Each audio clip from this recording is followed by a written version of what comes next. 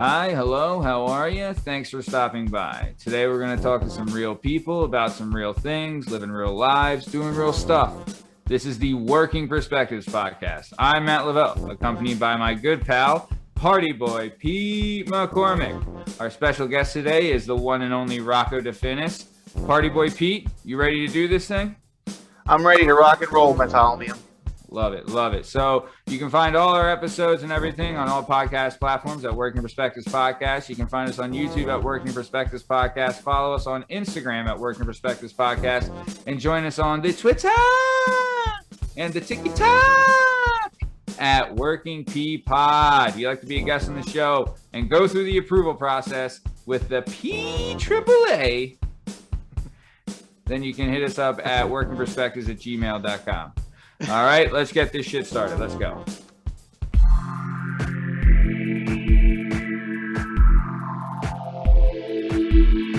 The number you have dialed has been changed. The new number is Working Perspectives. Yeah, it's our objective to be effective.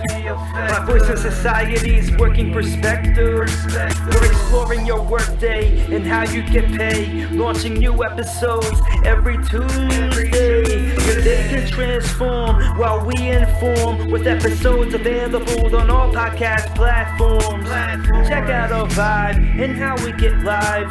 Then do us a solid like, share, and subscribe. Working Perspectives.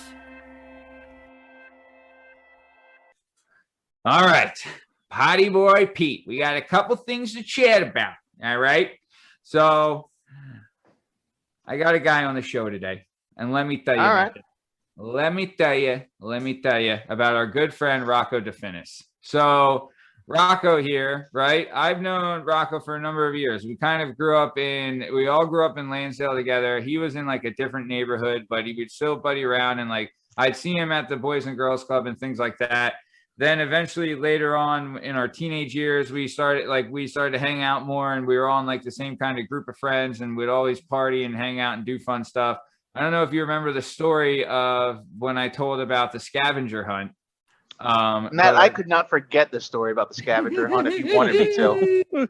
You better hope the cops don't call me and ask me questions, or there's a statute of limitations on it. Yeah.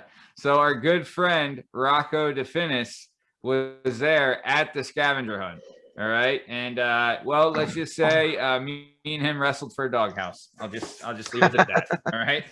So either way, so I do want to say this, and I've brought it up on the show before, and we had a good friend of ours on the show. One of our first episodes was with Bern Podcassy, is someone I met at this restaurant called Vinny T's. Now, Vinny T's was a big part of my life, and I would have to say, Pete, it was a big part of your life too, because you went there plenty of times, if I remember correctly.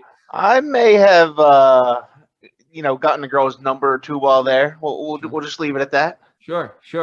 Best shooters keep shooting. So, but either way, I worked at this place for a long time, and it really helped me get out of a really bad funk that I was in. So what had happened is that I had graduated high school. You had abandoned me and left and gone to Drexel. Ron had left and went to St. Joe's. A whole 10 miles away from Lansdale. It's a long 10 miles when you're not allowed to drive. All right, Pete, So either way, you had abandoned me completely and, forgot all about me after all the good times that we had and all the nights we spent in each other's arms. But you just left me high and dry to go get your education. So I was stuck in Lansdale after, it was first year after high school, and I didn't go to college and I didn't have a job. So I was just really depressed and really down in the dumps, and like just not in a good way, and like just not happy. You know what I mean? And I was struggling trying to find work. I'd gone to bartending school, which, it is what it is. Obviously, I'm one of the best bartenders that's ever lived. Duh. But I don't think it's because I went to bartending school. I just think it's because I'm a genius. But, I think I agree with that assertion. Yeah, I'm very modest, but I'm also a genius. It's just one of those things. So, but either way, I was struggling to find work, and I was getting into trouble, as you know, and all these things. And I was hanging out with our boy Rocco here. And Rocco's dad is a bartender, was a bartender at the time at Vinny T's. And Rocco, Rocco did me such a solid by going to his dad and said, Dad, you know, can you please help my friend get a job? He went to bartending school. He's willing to do anything. He's willing to commute to the place. It was an hour and 17-minute train ride one way to get to Vinny T's from Lansdale. Yeah. I had to go into the city and out of the city. Yeah. And Rocco, so Rocco helped get you this job that helped me get laid. So for that, I want to thank Rocco personally. Yeah, I mean, we all should thank him because it helped. I got laid too, pal.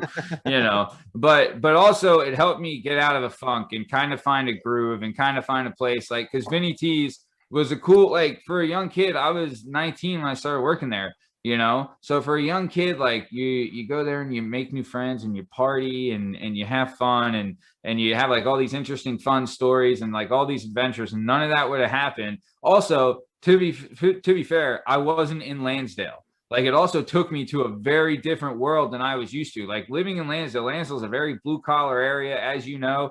I went out to Vinny T's, which was on the main line in Ardmore, which is a very, very affluent, very wealthy area.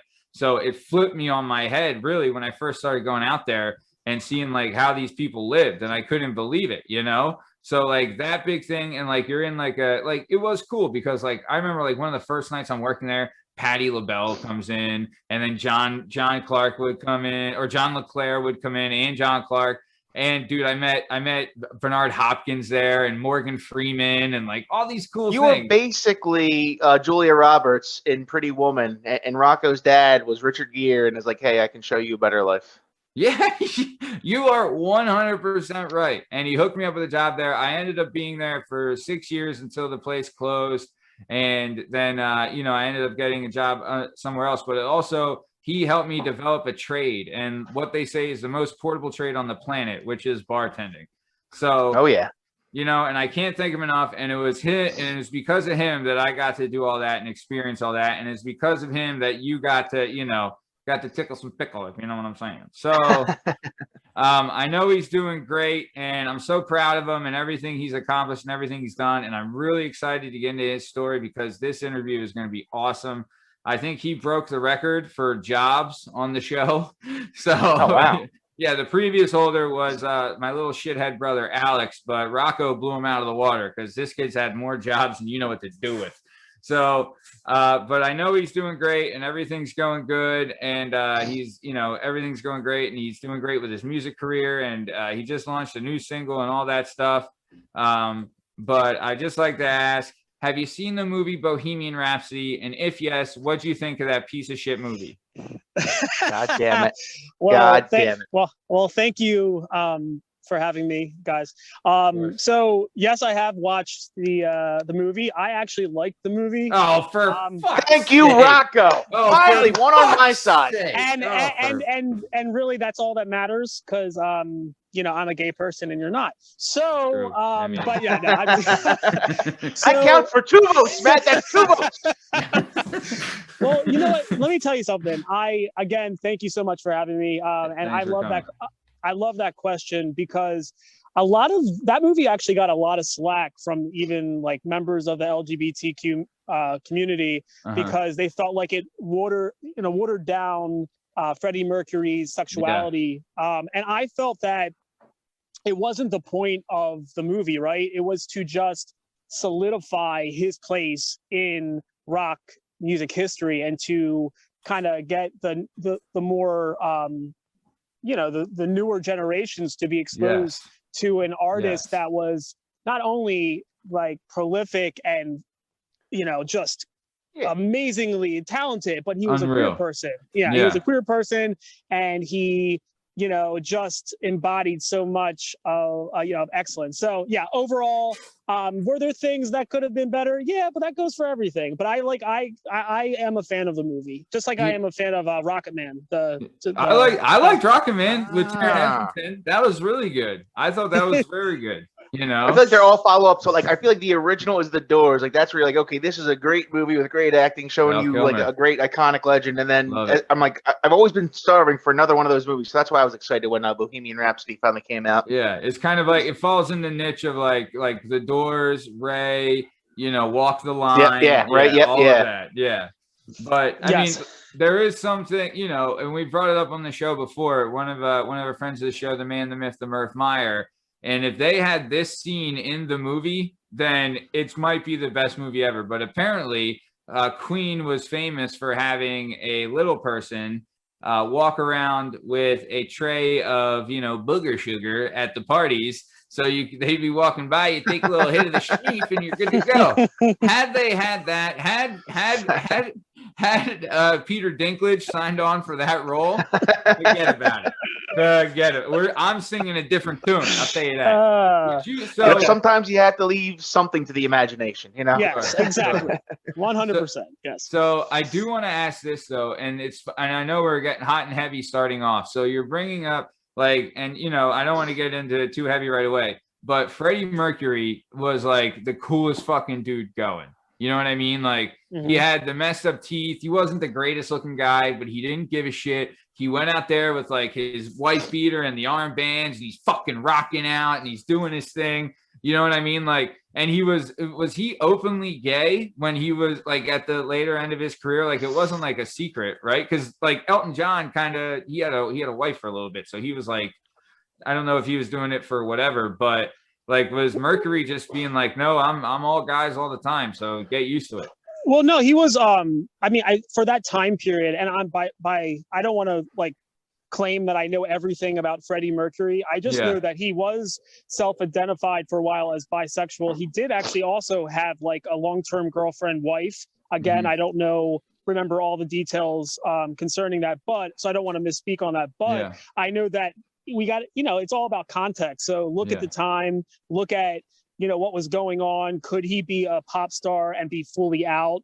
And you know, there's fluidity. So he might have really been bi. He might have been fully gay. I don't think we will ever know truly what his, you know, his sexuality was, the full spectrum of his sexuality. But I do think that it was a process of evolution, you know, and I think eventually you get to a point where you just, like most queer people, you just don't give a fuck. I don't know if I can say fuck, but you can say whatever the fuck you want on this fucking show. Tell you that, pal. Tell you that right fucking awesome. Now. Yeah. So, but you know, like any queer person, you know, you get to a point where you're just like, I'm done with the bullshit, and you know, and I think it's not worth a lie.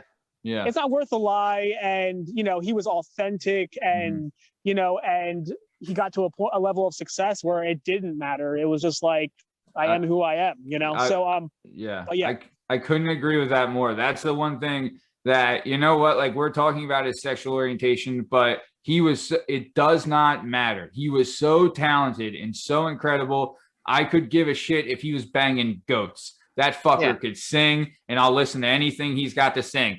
Now, Remy Malek's the guy who played him. Not so much. I don't know. You're not a big fan of him? I mean, you know, Dr. Robot or whatever the fuck his name. I mean, he can do whatever. I don't care. But here's a random question. I don't know if it's out of bounds or not, but do you think David Bowie, you know, was around the same time contemporary? Do you think he had to come out as straight to his fans? Because, you know, he did the whole androgynous thing for so long, and then '90s, like, actually, I like the snatch. I hate to tell my fans that, but I'm a fan. He's like, I'm dining at the taco stand every night, guys. Come on. Well, I do think that, you know, as crude as that question was, I do think that there is like balance, right? So I do think that what we're learning as we mature and evolve as a culture, we're learning that gender expression, right, is not the same as sexuality. And so I think that you have a lot of people that just broke that androgynous, you know, that mold, and, you know, paved the way for a lot of different artists. So, you know, hey, I trust people. When someone says, hey, I like to put on dresses, however, I like women, I trust what they say. That's, you know, that's not for me to, but I do think that's the clear distinction there. I think we're learning and growing and understanding that even more as time goes by, you know, like, so those kind of artists were like, and that's cool because that allowed also people that, you know, maybe don't identify as gay to be like, oh, wait a second, well, it doesn't make me this way, so I can play around and be free and be a true artist. And they're not creating, right, through this like like all this box, this like filter. They're just creating authentically, and that's what a true artist is, in my opinion. Agreed. Stephen King says that, and he said, he's like, art should just be art. There shouldn't be a prerequisite for like any kind of, you know, sexual orientation or race or anything like that. Good art should just be classified as good art. It doesn't need to have like a race symbol or a female male symbol or whatever it is. Art is art itself. So if it's good, it's good. It doesn't matter who creates it. Plus, too, you have to remember back then, dude, Brando, like there should be, it shouldn't, like, if you're going to want to define sexual orientations, there's, you know, queer, straight, whatever. But when you get to the level of a Marlon Brando and a Richard Pryor, because those guys were banging each other and banging other people 6 ways from Sunday, you know. Well, that's also why I brought up David Bowie, because allegedly he slept with Mick Jagger back in the day, around that same time. So like, so like those guys, they're not gay or straight or whatever. They're just doing the damn thing because they can, you know. Like if you can sleep with anybody you want, like that's like what do you call that? You know, that's not gay or straight. That's just being a legend. You know, I think it's being a legend. Yeah, legend or pansexual, I guess. I don't know. There's a lot of different terms, but I don't know them all. But so I just think that some people just like, they drop the facade and just say, you know, like, you know, there's, you know, as a gay person, I've been attracted to women, but I know that primarily in the spectrum, I'm closer to the gay side. I think if hetero men, I can't speak for you guys, but I think if hetero men were able to actually just like not have all this pressure to be, you know, what this idea of what masculinity is and what a man is and what a man is supposed to do, I think we would see a lot of in between action and things happening. But of course, you know, we're getting closer to that evolution, but we're still on the path. We'll see. Yeah. We'll see what happens. I respect this. Yeah. Yeah. My old man used to say that he was a bisexual because if he couldn't get sex, he buys it. I like that. Now that is a legend. That's a legend statement. He used to say two things that were like so like I was like Jesus. He used to say he's a bisexual because if he can't get sex, he buys it. And then he used to say that we were so lazy that we thought Manuel Labor was the president of Mexico. Oh, Lord. I know. Golly. That's where we were growing up, pal. Huh? You know? But, yeah. So, okay. Well, honestly, dude, that's a great discussion that, you know, like, wow, I really like, and we're going to get into more of that. And honestly, Rocco, I love how in-depth you are and like, your perspective, and this is exactly why we wanted you on the show, and we're so happy to have you here. But right now, we got to drop into the next segment. It's the new hot segment, hitting the streets. It's called Memory Lane. Where do these bizarre memories come from? So in English, if you say this is lame, when you're describing something, what you are saying is that it's not cool, it's not awesome, it's not interesting. All right.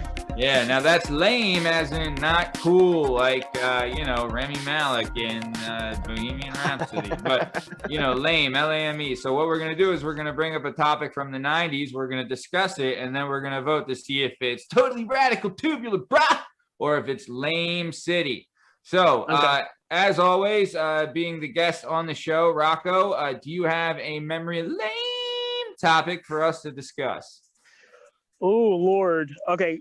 Would this be different from like a toy that I played with or a thing? Is this a different question? It's whatever, anything in the 90s that you'd like. Okay. Like on the last show, I think we aired with the one we aired this week, or I don't want to date us, but like Blockbuster was one of them. You know what I mean? And like all that, you know, and Mousetrap, the game. And I remember Pete said one on another. Well, I don't want to give it away, but yeah, Pete said Huggies drinks on another show. You know, okay. So yeah. Okay, I have two in my head, and maybe we can decide which one is the lamest, I guess. But I was thinking of Stretch Armstrong. Oh my God! All right, well let's start with Stretch. Let's start with Stretch. Okay. So not gonna lie, we got Stretch. First off, great commercial, right? Yes. The Stretch Armstrong. Didn't he have a jingle, or is it just a commercial? I'm trying to remember. I think there was a jingle. I just remember like having a bunch of them and causing havoc everywhere I went with them as I traveled on the bus, hitting people with them, throwing numerous of dolls on top of the roof at my house and the neighbor's house, and but pretty much just abusing people with them. I remember like just throwing them at people's heads. But so not sure about your experiences with them. So 2 things. Did you keep yours in the freezer? I didn't. No. We were told to keep ours in the freezer for some fucking reason. 2, we broke one, which we thought was impossible, but we did. And then the other thing is that one time we were playing the game Ding Dong Ditch. You know Ding Dong Ditch, right? Yeah. You guys are aware. So knock knock zoom zoom for those in the city. Yeah, knock knock zoom zoom for those in the city. Ding Dong Ditch for those in Lansdale, Pennsylvania, land of the free, home of the brave. So one time it was me, good friends of the show, Alan Bach and Jason Bowers, and we were playing Ding Dong Ditch, but we were too scared to do it to any other house. So we're playing Ding Dong Ditch on my own house. Right? So that's good. Yeah. So my parents weren't home. Right. So it was my older sister, Natalie, who is booked to be on the show. And then my older brother, Asshole, who, well, he's a pirate and he's a tyrant and he's a criminal. And I'll be seeing him on Twitch and Mario Kart. You can bet your fucking ass on that. So either way, so it was Natalie, who is a psychotic lunatic, and then Asshole. They were home. So we're playing Ding Dong Ditch. So we get them the first time, right? So we had a front door and a back door, and both doors had a doorbell. So like usually the back door is where everyone is. So we bang on the back door, like ring the doorbell, run, and like we're hiding behind trees in like the neighbor's yard. See like my sister come to the door and she's like, "What? God, these morons! Oh my God, I know it's them. They're morons, right?" So, and this is like, let's just say it's like a late fall, like let's say it's a November day, right? So we bang on it again and we go, but now they're like getting wise to it. So we went to the front door and we banged on that one and then we left, right? So it's 3 times we've gotten away with it. So now my older sister, Natalie, and my older brother, Asshole, have stationed themselves at the front door and the back door, but we got wise because there was 3 of us. So it was Alan or Jay went to the back door and me and Alan went to the front door, right? So we both banged on, like did the doorbells at the same time. Me and Alan go to run away. My older brother, Asshole, was at the back door and he caught Jay, right? So he catches Jay and he like tackles him and he starts wrestling him. He then takes Jay and my older sister and my older brother, Asshole, take Jay. They tie him to a tree in our front yard with a Stretch Armstrong, right? Right? And they put a jacket over his top. They took off his shoes and socks and they poured ice water on his feet while he was tied to a tree with a Stretch Armstrong. That is classic. Like, oh no.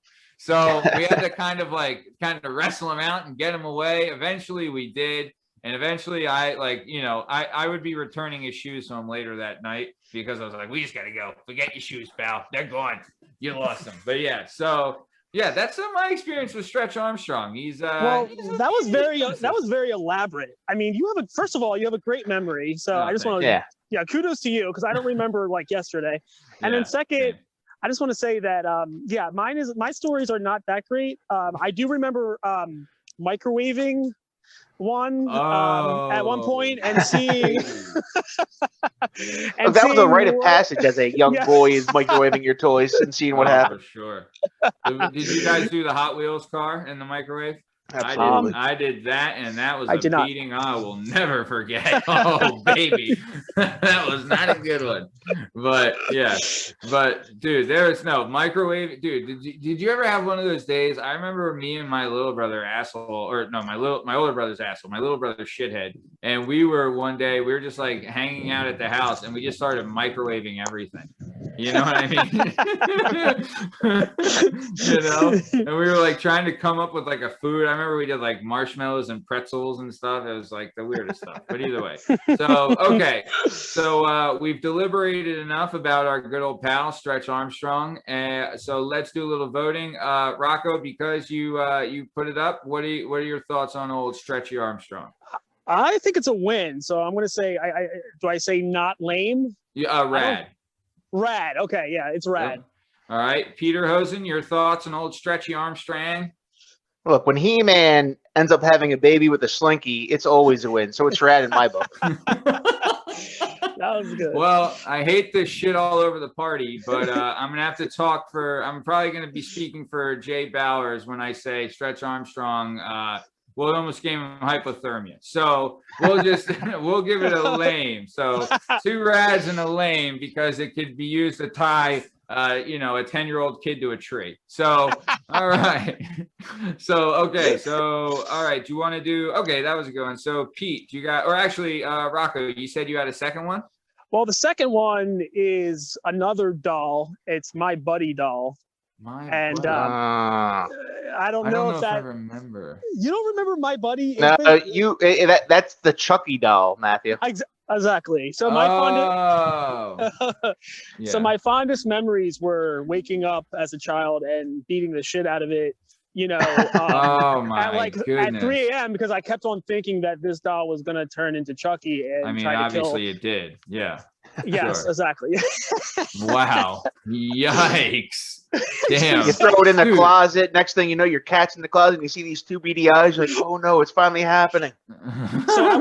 So I'd take the doll and I would just like throw it down the stairs and then like jump on it and then like punch it in its head and throw it down in the basement. And, because I thought, it's totally going to come to life and kill everybody. So I'm surprised it didn't get in the microwave. Look, as a 6'3", 300-pound man, I still run up the basement stairs when I turn out the light. I'm like, I'm not messing around. I don't know if Chucky's down here or not. God damn right, pal. You're damn right you do. And you're not the only one, buddy. You kidding me? Is there anything scarier than when like you're walking up the stairs and you hear a noise and you're like, what the? What? Yeah, what is going on? At least like you can see a bear. Like that doll, you're like, you have no idea where he is. Yeah, and ghosts too. Geez, all those ghosts out there. You got to watch out for them. I definitely feel. Chucky dolls. They're fucking whacked out. Oh man. Yeah. I can only imagine if there was a doll, like as a parent, if there was a doll that I would give to my kid that would keep it awake, I would fucking burn that doll immediately, right? Because if anything's like keeping my kid too scared to sleep or preventing my kid from sleeping, that doll is going to lose its head, it's going to be burned, and then it's never going to be seen again. No freaking way. Or what I'm going to do is anytime, like, hey kids, if you play knock knock zoom zoom on this house, Chucky will get you. He is coming for you. He loves the store. And I'll just hide Chucky dolls all around the house. Just to let them know. Yeah, not a bad idea. Instead of Elf on the Shelf, they should have, Chucky on the back porch. That'll keep your shit tight for sure. Okay, so enough deliberation. Rocco, you put this one up again. What are your thoughts on the Buddy doll? Lame. All righty, yeah. Peter Hosen III, your thoughts? I was trending lame, but I just realized that this doll inspired Chucky. And there is one of the sequels to Chucky is called The Bride of Chucky, where Chucky impregnates another doll that's voiced by Jennifer Tilly, who I had a crush on. So basically, dude, I'm going rad. Same. I had a total crush on Jennifer Tilly. Dude, Jennifer Tilly in Liar Liar. Fucking forget about it. The Madone. My God. How about it, man? When he's like 105 pounds. Yeah. in your bra. So good. Yeah, but I'm gonna lame the fuck out of Chucky because I saw one picture and I'm not gonna be able to sleep for a week. So yeah, we're done there. Okay. So that was another rousing segment of Memory Lane. All righty. So let's get this shit going because, like I said, our boy Rocco here broke the record for jobs on this show, beating the previous champion, Alex Little Shit Lavelle. So, all right, let's get started. I brought up my second screen to go over the job history, Matt. That way I'm not distracted. Smart. So, good deal. So, all right. So, our boy Rocco here was born and raised in Lansdale, PA, land of the free, home of the brave. He did public school K through 12. Then he did some enrichment courses at Montco and some Koresh dance company stuff. But he really was like, he was fearless and really knew his own talent and kind of took it upon himself and kind of was able to learn on his own. He knew what he wanted to do. Yeah. And he did. And he was fearless and he was like, he was baptism under fire. That's his whole life.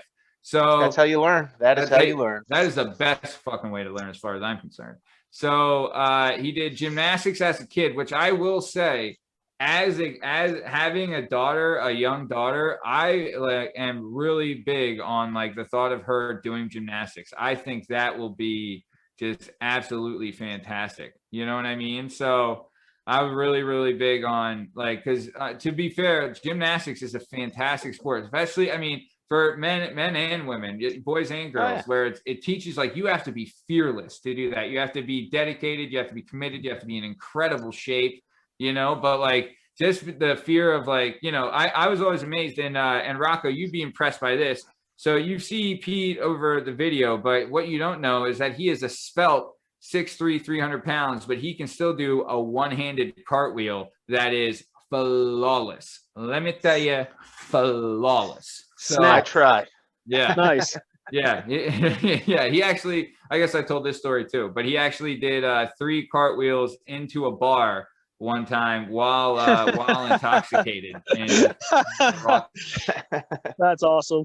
Big ups to him. So you also, as well as gymnastics, you played some baseball. You played travel soccer for select soccer, which I'm very jealous of. Because my older sister Psycho and my older brother Asshole both played travel soccer, and I was so jealous that I was never good enough to play travel soccer, and I always wanted to because I was going to cool tournaments and all these things.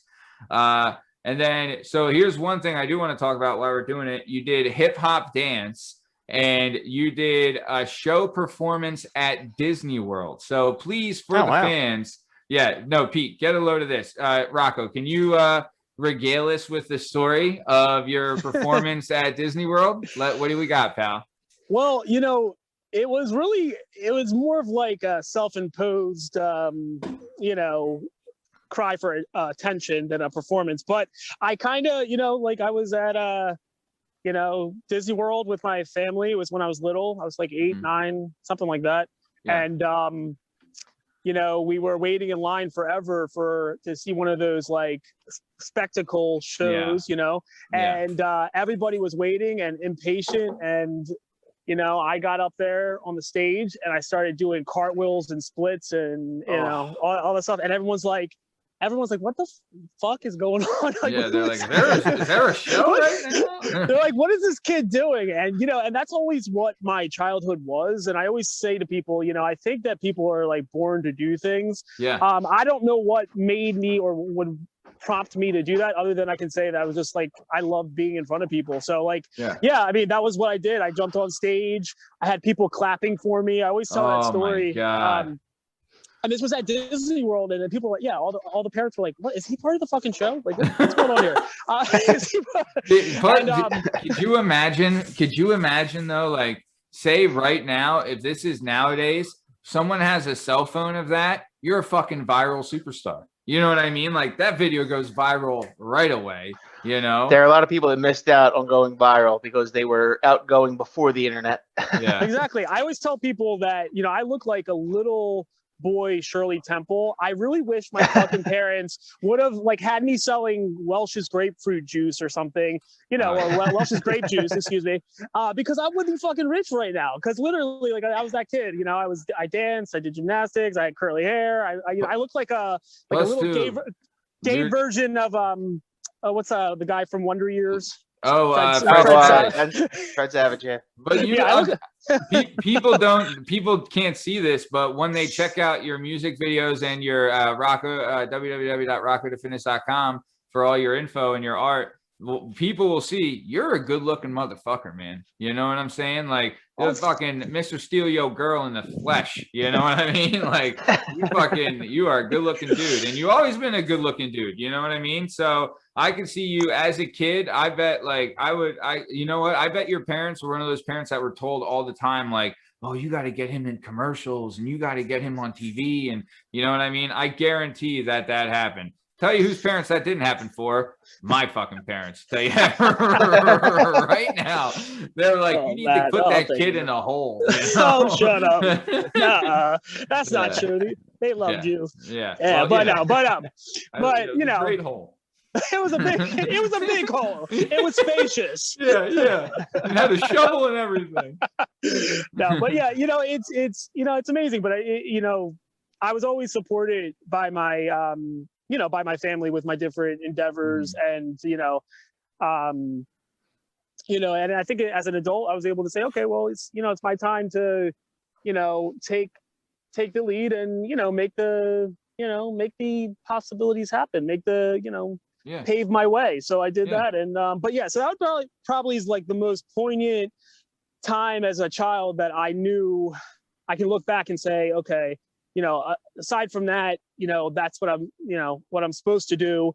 And, you know, I would also be, you know, at weddings, I would be dancing in the middle of the circle all the time. And it was just always, I was just always in that realm. So it kind of leads into where, you know, as an adult, what I wanted to do. And that's where I think, not to get too off track, but I do think that's what people should, I think that's how education should go. There's the Montessori method where they, you know, kids really can develop what their interests are, and their education can be kind of formatted to fit what their interests and talents are, you know? And I think that's an important thing that, education, I think the direction of education should go towards that more. But anyways, not to go on a tangent. I honestly, I think now one of the best things I think about society now is that for those people, because when we had my little brother on the show, he's also gay, and he had talked about like living in, you know, Lansdale, Pennsylvania, even though it's the land of the free and the home of the brave, it is blue collar and it does have that small town stigma. And he had talked about feeling like a chameleon act, and he had the thought of like, oh, if I, you know, in the back of his mind, it was like, oh, if I show these people who I really am, they won't like me anymore, kind of thing, you know. And I think that nowadays, because of like people being more accepting and people being more aware, that I think that, you know, it is possible for someone to not be afraid to express themselves on, and, you know, like trying to find their avenues early on instead of waiting till later to do it because they were scared that they had to behave a certain way. Now, I do say that is a good thing for those type of people, but I also do say that there are some people that are brainwashed into thinking that this is what they really are when they're not too. You know what I mean? So it's a give and take, but I really do think, you know, some people are more comfortable doing that, but imagine like, I don't know. Let's not get off on that tangent because it could go a lot of places. But so either way, so we'll just say that the movie Bohemian Rhapsody is inspiring a lot of kids to embrace what they truly are. Yeah, exactly. For that, we're thankful. It's the gay agenda. That's what it is. Wow, real dynamite dropping there, party boy. Dynamite dropping. So okay, so let's keep it moving.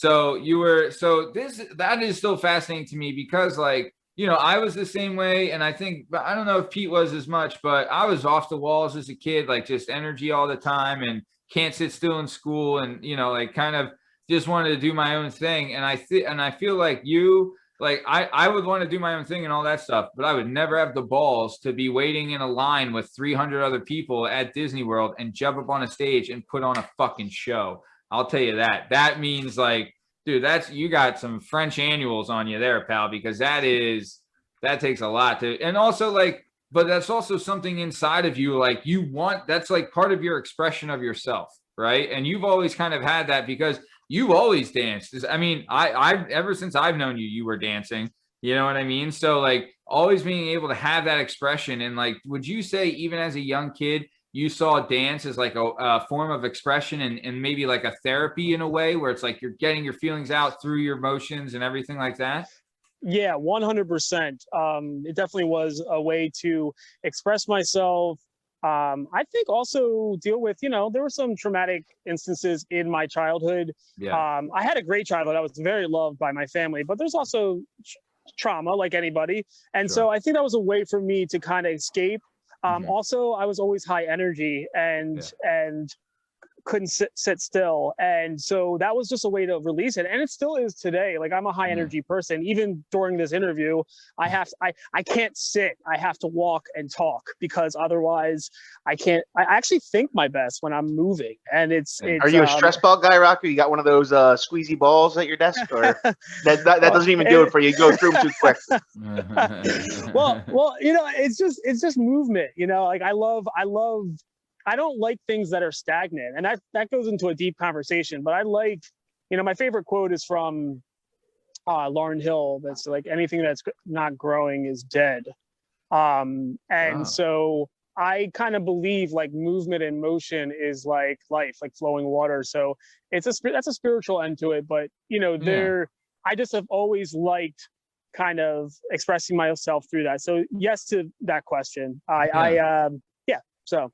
No, that's great, honestly, and that's healthy too. You know what I mean? Like, to be fair, like, we've all seen Footloose, right? Everyone's want to do a bacon every once and again and just, flick the cigarette and let it all go next to a VW bug in the middle of an abandoned train yard. Like, we've all had that thought and those feelings.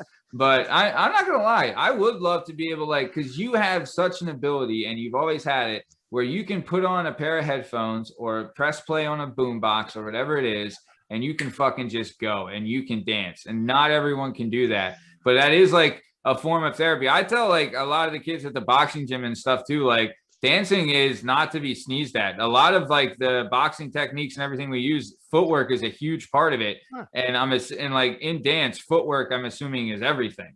Right. And do you know what famous Philadelphia Eagle did ballet in the off season to stay equipped and ready to go?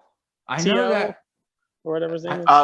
But before T.O. may have done it, but the original I believe was Randall Cunningham. I was gonna say Randall, but I know that Jerry Rice did ballroom dancing for sure. They're around the same time. Maybe it was like a whole thing in the NFL. That was like they didn't tell you about, but they did it for the footwork. It's nuts. Yeah. Well, I mean, also later on in life, Jerry Rice would win Dancing with the Stars as well. So there you go. Oh yeah, look at that.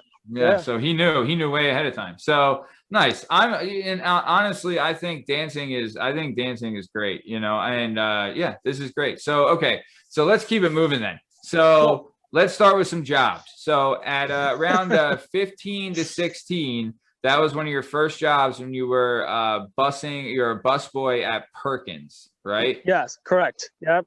So busboy Perkins, first job in your family is, I know your old man, and he's lifetime in the service industry. He's a legend. He was, I think there was a magazine that used to come out, and Rocco's old man was voted, I think he was like the #2 bartender in the country at one point. You know what I mean? Oh, wow. Yeah, big deal. He's a total pro. Yeah. I learned so much from him, and he was like the coolest guy to me. And it's is that where you learned the flare, the flare twirling? He actually was the one that told me flare is bullshit. He killed your dream. Well, I finally got up on that stage at Disney World, and some old guy was like, "Get off the stage, loser." Exactly. It's 100% what it was. Well, because it was like I was seeing like cocktail. Like, to be fair, also I started bartending when I was 19. And like one of the things I was so excited about bartending, I was like, because now I'm going to get all the chicks. And that wasn't the case at first, because it's like no one wants bartending flair or anything. They want their drinks made quick and efficiently. And that's kind of what he drilled. He was like, that's happy horse shit for Vegas, man. You're in a real bar in a real city. Don't do that shit. Make it quick, make it efficient, and make it look good, and be able to talk and communicate and like hold a conversation and things like that, and like be professional. He was so big. Your dad was so big on appearance. Appearance was his whole thing. He was like, his shirts were always ironed and like done up at the cleaners. His vest and tie, everything was immaculate, right? And he was like, you have to look the part, you know? So that, like, a lot of that, like, kind of rubbed off on me, you know what I mean? But when you're working, your family's in the service industry and everything like that, you get your first job as a busboy, where, let's just say, like, in the service industry, that is like the equivalent of an entry level position, but you can be 13, 14, 15 and doing it. You know what I mean? So you're 15, 16 working as a busboy at Perkins. What was your thoughts and how did you like that? Oh, it was a shit show. I wasn't a big fan of it. But you know, it was something to do and to learn. Yeah. You know, I always looked up to my dad, and with his work ethic and his professionalism. But yeah, it was my first, kind of stepping stone, because I know I wanted to be a server. Yeah. But I didn't have the courage to step into that right away. So I did the busing just to kind of get used to the feel of a restaurant, and and found out that I wanted to make more money. So it was a good learning experience, but it was but it was also you are the bottom of the totem pole. Dude, and it is a thankless job, man. That is a grunt work position, man. That is that people don't realize, like, any job in the service industry is a tough job. You're on your feet, you're hustling, there's people like fucking John at you the whole time. Like, it is tough, but like, honestly, one of my first jobs, I was a busboy and a dishwasher and all that. It's a great job for a kid. You know what I mean? Like, to have that type of job, I think it's a great job and a great a learning lesson too. And you make a decent amount of cash at it too at the age, right? Yeah. Like, I always remember everybody I knew that bust, I was working at my dad's deli for $5 an hour, illegally. But everybody I knew that was like busing in like middle school to high school, they were like, oh no, they were getting like cash. I'm like, oh, you lucky sons of bitches. Oh, for sure. Cash was the way to go. Cash. And honestly, that's one of the things at first, like when I transitioned out of like serving into like an office atmosphere, that's one thing I had to get used to, was not having the cash and having, everything on a paycheck. But you get used to it, but still, I do miss having cash. Loved having cash. So, well, either way, so you're 15, 16, busboy at Perkins. And also, like, to be fair, when you're a young kid in a restaurant, and like when you see, like, let's say like a restaurant near a college, like, okay, let's use Vinny T's, for instance. Vinny T's, a lot of kids from Nova, St. Joe's, Temple, like a lot of college kids are working there at Vinny T's, so it's a bunch of young, horny kids that are making some money, that like to party and have fun. And like, that can be an introduction to a young kid as well, that is, working and like kind of having fun and things like that. So, but was that like, when you were at Perkins, did you have any kind of that, or are you just like going in, working and leaving? Or did you like meet people and make friendships and things like that? Well, I'll be honest with you. It was a good way to kind of toughen up. I remember like the kitchen staff, like the freaking kitchen staff there, and they know who they are, and can go fuck themselves. No, just kidding. This was like 20 years ago, but I just, it was a good experience. I remember a mutual friend was like, hey, you should apply. I remember doing it. I remember not really liking, like, as I hate to bring it back to queerness, but like when I was still like trying to find myself, and people would kind of still try to out me, and I wasn't really comfortable yet of being my identity. Like there are those experiences, unfortunately, that are different for like my my colleagues that are straight, I remember just being kind of harassed, somewhat, but it toughened me up, because I realized like, oh, okay, like this is how it is, and this is what the real world is, and you're going to have to deal with a little bit of you gotta do crazy shit. You know what I mean? Yeah. So it toughened me up, and so you're a smart kid though. You cracked back though. I'm sure. Like you weren't just standing there. You were fucking right back at him, right? Because you're smart. You're quick. You know. Well, this is the thing. What everyone should know, and all public should know, is that gay folk we're used to like being in defensive mode. So we have our Rolodex of hate prepared. Yeah. Before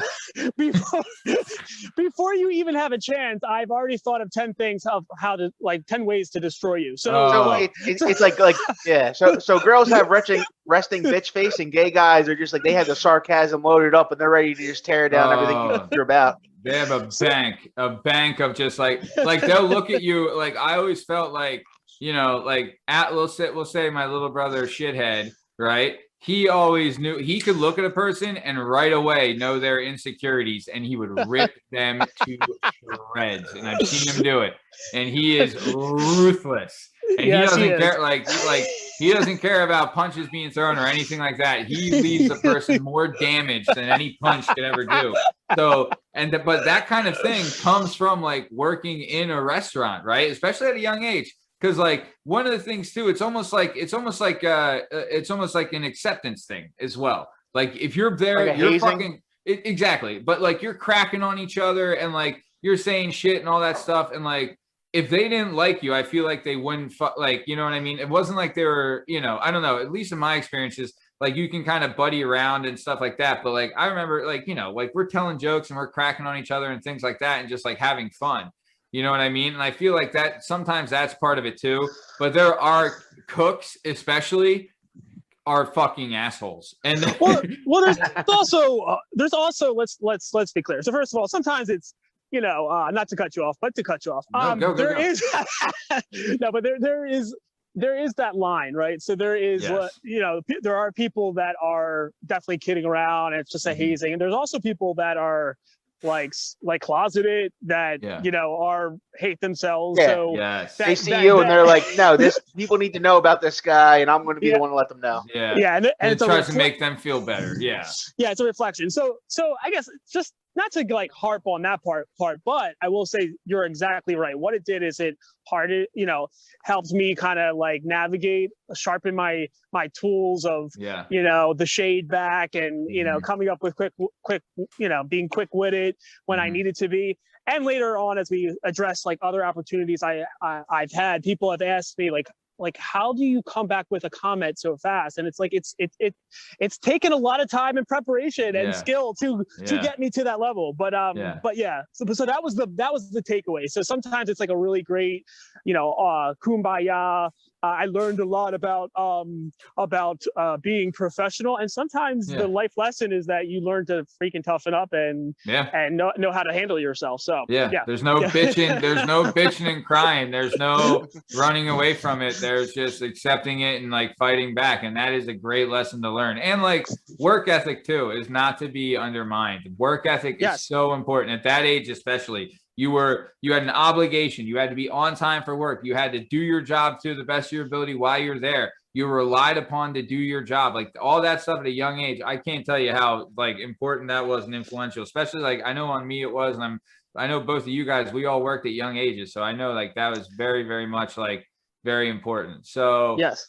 Cool. Yes. So, okay. So speaking of quick-witted, so my little brother shithead, right? So I one of the things that me and him would fight all the time. And one of the things that would get me so fucking mad is that he is really smart, and Nick, he is very quick-witted. So he would give a comment back and there was no answer. And I'd be like, go fuck yourself. You know what I mean? So I remember one time, this was post 9/11. And I remember it was we were in the kitchen at my mom's old house, and it was me, asshole, shithead, and my mom, right? And I was saying something, I was like, shithead, me and asshole here are America, and you're fucking Afghanistan, right? And then shithead is shithead comes back, he's like, oh yeah, Matt, if Tom's America, then you're fucking Canada. I was It's like, little motherfucker. Even my mom laughed. I was like, you son of a bitch. Yeah, that's my little brother. He was pretty quick with it too. I remember one time we were going back and forth, and he just looked at me and said, "Let me put this in words you can understand, Pete. Oink, oink, oink, oink, oink." And I was like, "Son of a bitch! I got no comeback for that." Lost it. That was a fucking beating he paid for. That's for sure. Yeah, that's awesome. I was like, how do you respond to that? That was way too quick. No, so good. He has that one he had in his back pocket for a while. Yeah, you gotta keep them stored away, for a rainy day. So, and then do you have like the cop killer bullets? You're like, all right, this one I'm saving just for when it gets personal. Like this one's a good one, but I know it goes a little too deep. Oh yeah.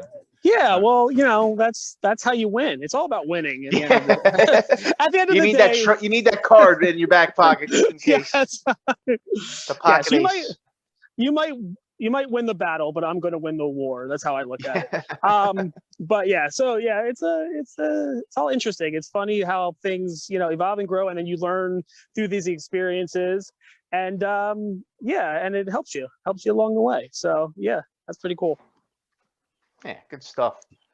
And then looks like from Perkins, you went on to be a Pullman lifeguard for is that the YMCA or is it somewhere else? So there was like this Pullman Incorporated. They were a company. So I did that for, late teens, did that for some summers. And that was a lot of fun. That was a great time. You just basically pretend like you're, lifeguarding, and you get to get a tan. Yeah. Did you ever actually have to save anybody, or were you just like chilling out in the sun all day and every once in a while you take a dip? No, and thank God, because I would have been in the news for not being able to lift an asshole out of the water. And actually, and to be clear, I remember doing my like lifeguard training, and I couldn't get the freaking dummy out of the water. And I'm thinking to myself, like, how did I pass? Like, I'm like, how did I like get, my certification? But I did that for a few summers. That was a lot of fun. And like I said, it was like perfect job for like high school, about to be out of high school. Just lounging all day and doing the thing. Man. Yeah, check. It was awesome. I remember shithead Alex, when he was on, he had the same job, and he said one of his favorite things, he would do water aerobics in the morning with like the 80-year-old ladies. Did you have to do anything like that or what?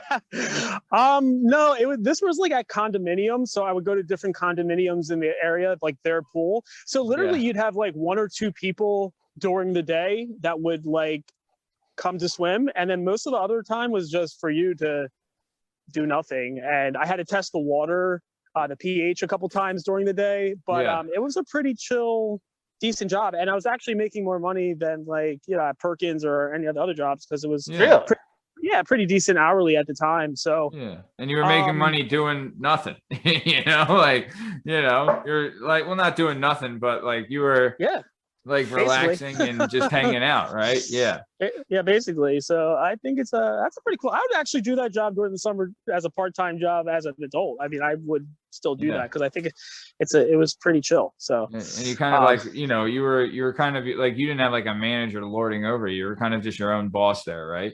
Exactly. Yeah. So you would just have like to check in with like the corporate, center or whatever, and do a little log of how many people came in. But like I said, like usually there only a few people would come in during the day, and you could just eat lunch and relax for the whole time and get a tan. So you can't beat that. So all right, nice. So cool. Lifeguarding, very cool. And kind of just like a good job for a teenage kid to have. But then after that, you moved on and you were a YMCA counselor at a camp and after school. Like what was going on there?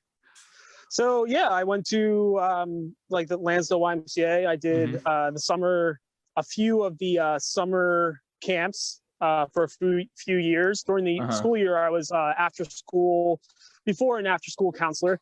Okay. And that was chill. I pretty much just did it for the free membership, the gym membership. You know what I mean? All right. Yeah, that's worth it. Yeah, and no, but it was pretty decent. People were really chill, and as you know, my brother was big with the Boys and Girls Club, so I didn't want to be a poser and my gosh, do exactly what he did. So I went to YMCA and did that for a little bit. And you went to the rich kid place instead of at the Boys and Girls Club.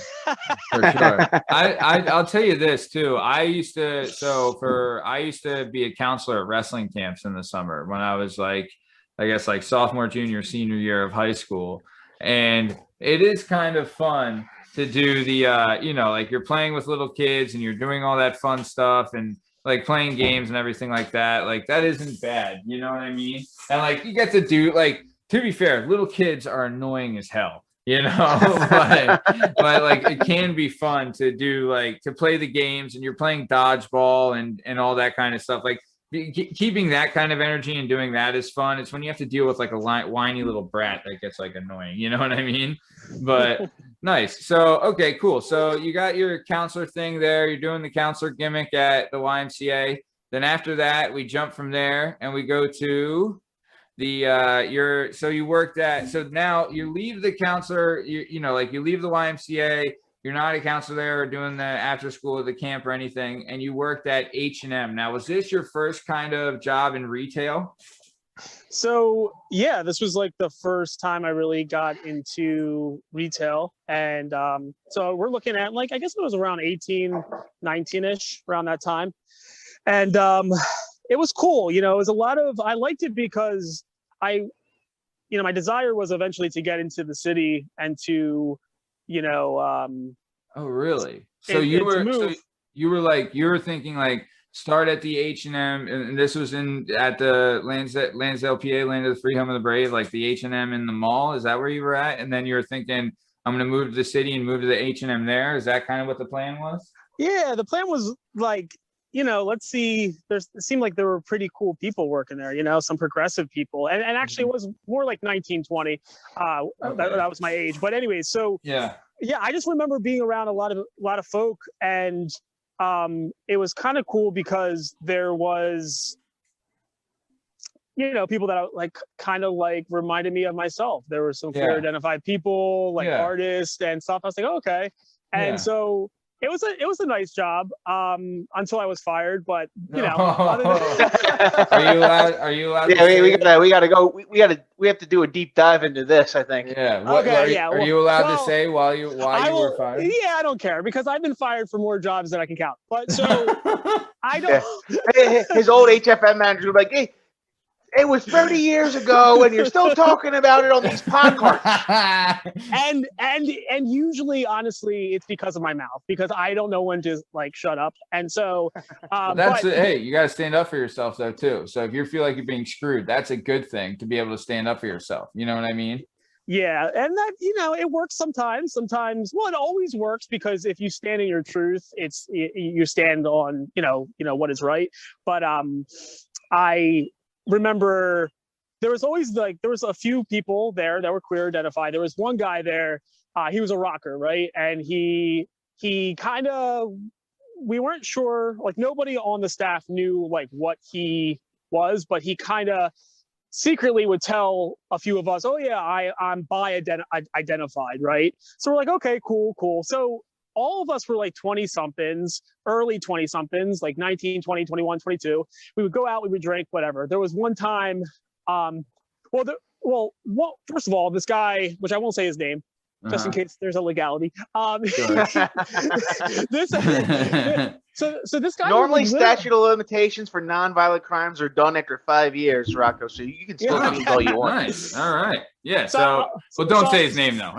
I won't say it. I won't say his name, but I'll say this. So I remember like, this was a great way for me to get to know people, be open with people, whatever. But I remember this guy, he would wait till the managers would like leave the floor, and he would like be like kind of sexual, like flirt with like me. Oh, wow. Yeah, he would flirt with me. He would flirt with the girls, the other young women that were there. Oh my and gosh. So, but he would flash like dick pics. You know what I mean? Oh my god. So he would do this on the floor while we're like clocked in.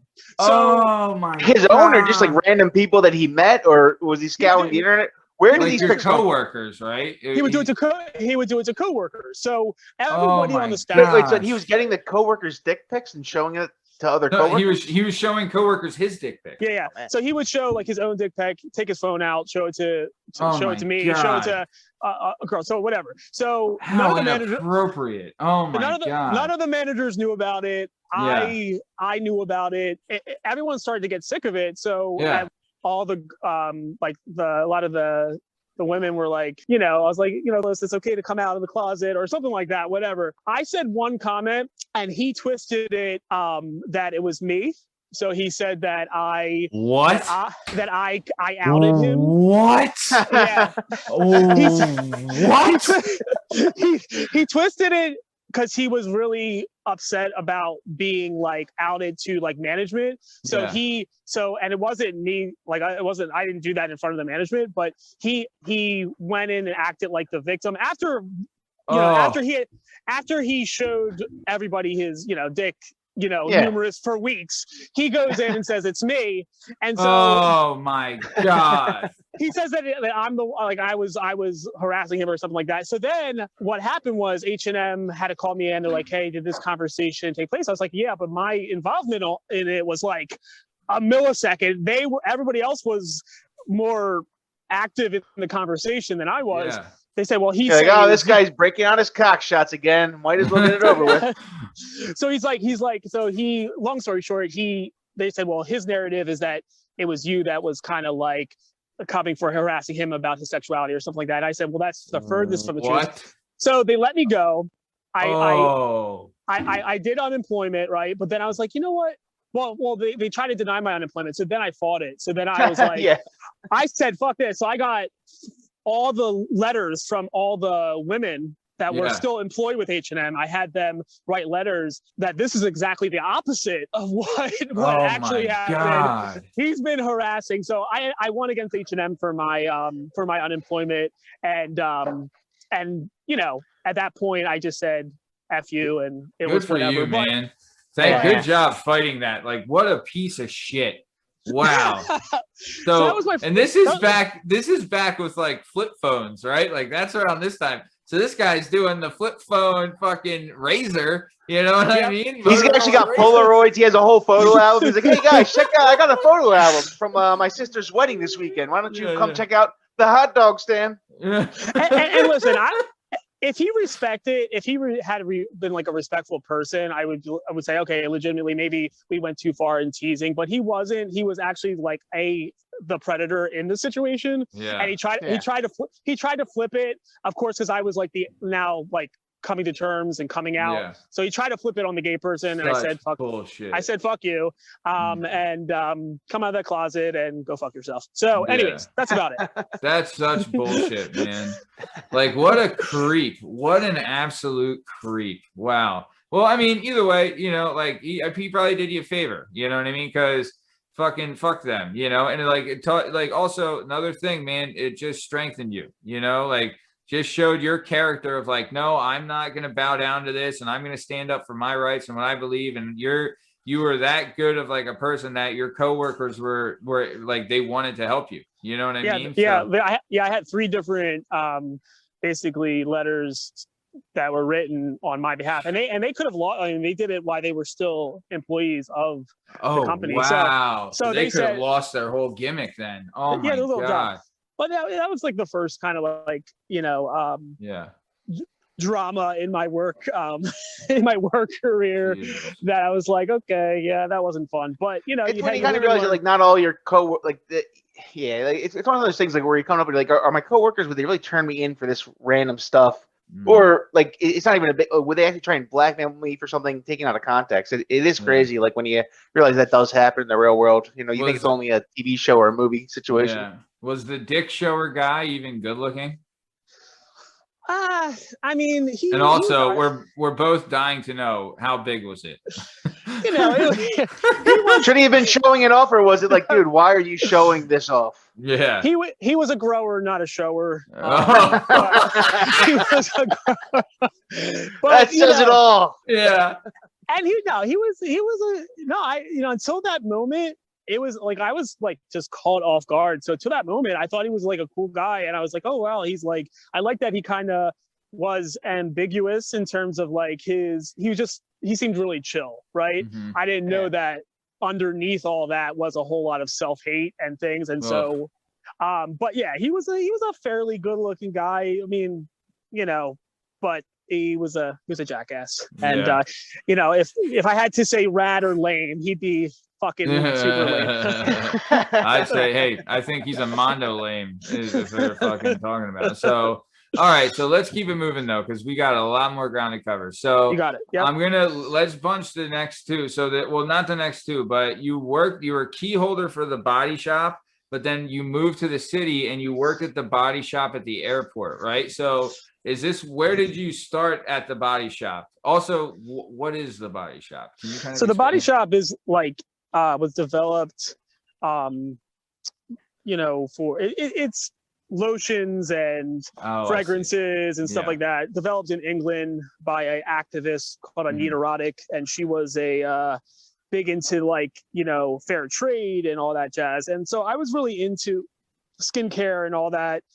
So after H&M, I just went across the hall, Montgomery Mall, did that, worked as a key holder, and I waved at you know, my H&M, my past employees, and said, hey, how you doing? I'm making more money. Go shove it. So then I was doing pretty good, and then they wanted to give me a job at the airport store, which would be, I thought at the time, I was like, oh, this is amazing. Like I'm going to move to the city, and I'm going to, you know, run a store in, you know, the airport. I was going to be assistant manager, and it was going to be awesome. Yeah. Well, it wasn't that awesome. So, I mean, to be fair, when you say working at the airport, right away, I think dream job, right? You see the terminal, meet Tom Hanks eventually, you know? Yeah, you're really it's the best place to be. No, that had to be a nightmare. So it was also, the worst. Too, you're like 22, 23 at the time. So what's that, like 2008, 2009, maybe? Yeah, something like that. There was so security all-time high at this, like it's high as hell now, but like, so you had to go to an airport every day where the security was nuts, and you were just like, I'm trying to get to work, guys. Fucking frisk me. I don't know what you want me to do. You know, so you started out at the Montgomery Mall, which is in, you know, the Lansdale, land of the free, home of the brave. Then you moved to the city, went to the airport. So kind of explain to us, what was the day? So what was your commute and your day like, day at work at the body shop at the airport? So basically, I got an apartment right in South Philly, around 22nd and Wharton, and it wasn't too far from, you know, Center City, but I would wake up, I would say 5 a.m. and then get on the Broad Street line. I would wait for that, take that into City Hall, and then from City Hall I would take the line, the L right into the airport. So then you, of course, as you know, you have to. So that's 2 trains, right? So I had to walk. So real quick though, for people who don't know, you're in South Philly, which is closer to the airport. You then have to go from being closer to the airport to back to Center City, right? To go to the regional rail. Exactly. To go from the subway train to a regional rail, and then go back. You're passing your house on the way back on the regional rail to the airport, right? Yeah, exactly. So that's what I meant. Like the regional rail, had to take the regional rail to go to then to the airport. So then once you get to the airport, you have to wait in line, and of course you have to go through all of the. You're crazy. Now they're a little more lenient because you had a badge at the time, so it was a lot faster than, let's say, if you were traveling. However, you still had to wait a certain amount of time, whatever. So ultimately, it just came to a head. I did that for several months, and I was trying to make it work, and I was like, I'm dying here. And if you were 2 minutes late, like say you had to wake up, do all that, the train was late, whatever, you would get fined like $500. Like, what? Yeah. Wait. So the store. So to be clear, the store would get fined $500 if you opened the store late, like even like 2 minutes. So Dear Lord. So I said, so I said after a few fines, because my ass was going to be late no matter what, I said, this isn't working. This isn't working. So, I had asked for a transfer, didn't happen. I ended up applying for, like, in the same realm for another, a similar. Okay, I understand the airport wanting Dunkin' Donuts and Starbucks to be open at 7 a.m. But like, who's like getting into the airport and being like, the fucking Body Shop isn't open at 7 a.m. What God kind damn of it! bullshit It's are there? 7:02, What kind of Mickey and I Mouse don't have stuff my are you fucking running here? lotion. Yeah. I want it duty free, and I want it now. and at the time, like honestly, it's been however years. It could have been 8 a.m. whatever it was. It was Still, like early, way too early for fucking lotion. It was early as hell, and I forget exactly, but it was that early, and I knew that it was just like, and I said, this is not what I signed up for. This was this was a little nuts, and so it's not worth the $3. It wasn't worth a $3 raise. So that's great. So let's keep it moving then. So you were like, you went to the body shop. You're like, hey, you and me, this ain't working out. It's not me, it's you, but it's actually you. It's not me. So you left there. And you worked at. So then you did actually get a job kind of in Center City. So you worked at Lush Cosmetics on Wall Street, but at the same time, you're a host at Smoking Betty's while in the theater auditioning and doing photo shoots. So yes. So give us a hint. What was the day? Give us a busy day in the life of old Rocco when you're at Lush Cosmetics, then you're hosting at Smoky Betty's, and then you're also auditioning for different, plays and photo shoots and doing photo shoots and all that. So give us a little taste of what it was like for old Rocco.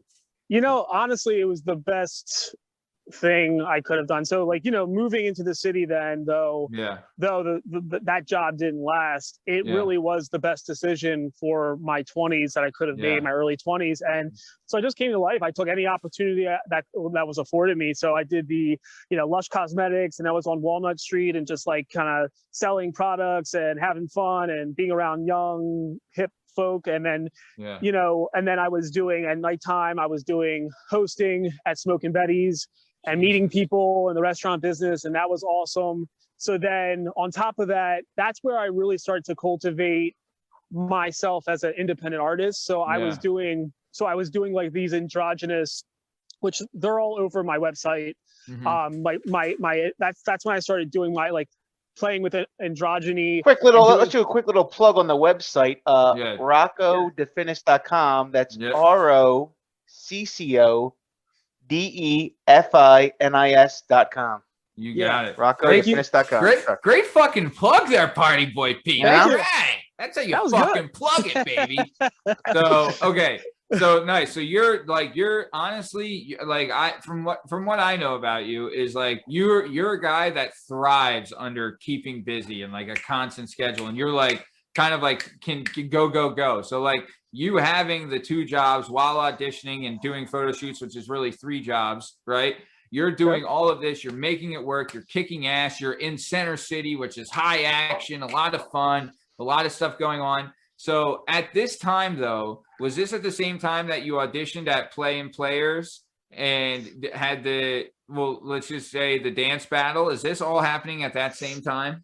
Yeah. So like after a little bit of time, I started to meet people and, in theater, and I would go out and I would just do, random dance battles with people. And I started to get exposed to like Vogue and like Vogue battles and all this like awesome stuff. Cause like people have to remember that in Center City, there's a bunch of like performing arts schools. So like UArts and all these people. So these like, LGBTQ folk coming out, letting loose, and they're dancers. And so it was just a really great way to like expose myself. So I was doing auditions, doing my thing. I found out about this through a mutual friend. I found about this audition at Play and Players, which is one of the oldest theater houses in Philadelphia. Yeah, I've gone to a couple of shows there too. It's always been a good time. Yeah, Pete's a very well cultured individual. Have you ever been to Quigs then? So like about the secret bar? Maybe we got there early, so we did go to a bar that was like upstairs. So I don't know if that's supposed to be a secret or not, but yeah, I just remember I went and saw like it was supposed to be like it seemed like they marketed it as like a vaudeville Cirque du Soleil kind of thing, but in the plays and players, realm. Yeah, that's what I saw. Maybe 8 years ago. It's a really awesome place, and if you're industry, they the bars, people can go to the bar, and it's awesome. So I had an audition there. Now I was never a thespian growing up, so I was always like a talent show kid, kind of like into pop music, whatever. But I was like, okay, so this is for a play. It's supposed to be like a Jesus Christ Superstar type coming to age queer play. I said, let me go for it. So I wasn't really prepared. I picked a Lady Gaga song. I totally tried to audition and give it my best, but I was like, I'm not sure about that. So I auditioned. A couple days later, I find out I didn't get a part or whatever. But the judges were Madonna fans. They didn't like it. Exactly. They were like, fuck this shit. So So then I ended up going to Woody's, and I end up going and I'm dancing, and I get into a dance battle, right?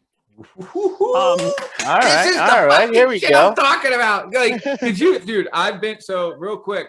Pete, have you been to Woody's? I have been to Woody's. My wife has a lot of friends in the gay community, so when we first started dating, I made the rounds.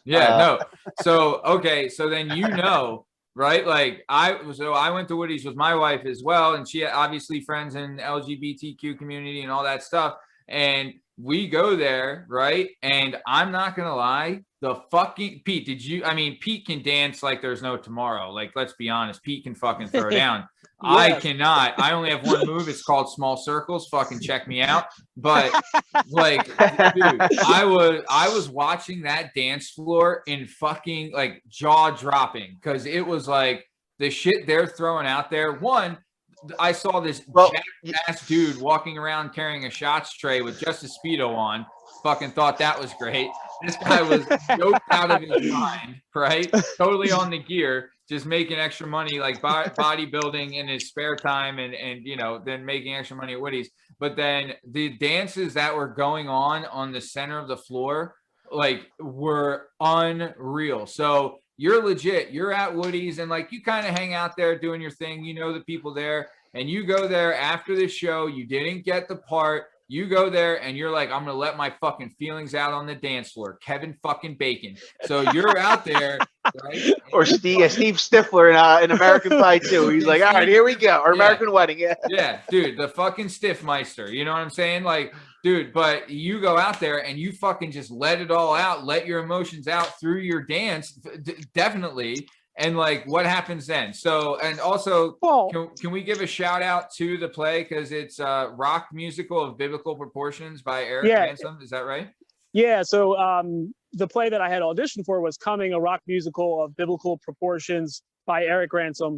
Okay. And awesome playwright, and just an amazing opera singer, talent, actor, all that. So at the time, I'm sure also I was letting out a lot of emotion, but also I was trying to get laid at a bar. So I was, that's another reason why I was at Woody's. So I was, I don't want to be, become like this big martyr. No, so I was going, there. I got into a dance battle. All of a sudden, I get a tap on the shoulder, and it's my, now my friends Mark and Bill, who were directing the play. Yeah. And they were like, you auditioned for us a couple of days ago. And I was like, what did like, I couldn't really hear them. And I kind of like pushed like, stop touching me, like kind of deal. You're and like, get out of here, guy. I'm going home with the blonde over there, bub, get a six pack and come back. But then they're like, no, Rocco, like they got my attention, because I was like, not paying attention. They're like, no, you auditioned for us. Remember the play? Oh, we didn't know you could dance. They're like, we need choreography and some dancers in the play. The musical, excuse me, would you want to do it? And I said, sure, like that'd be awesome. And so I got the opportunity. I ended up getting got the opportunity to be in the musical at Prince Music Theater. I did some choreography. and was, in the, and so that was the start of a chain of a lot of great opportunities. So so this is where it started. This is where the real Rocco was born. Dude. Exactly.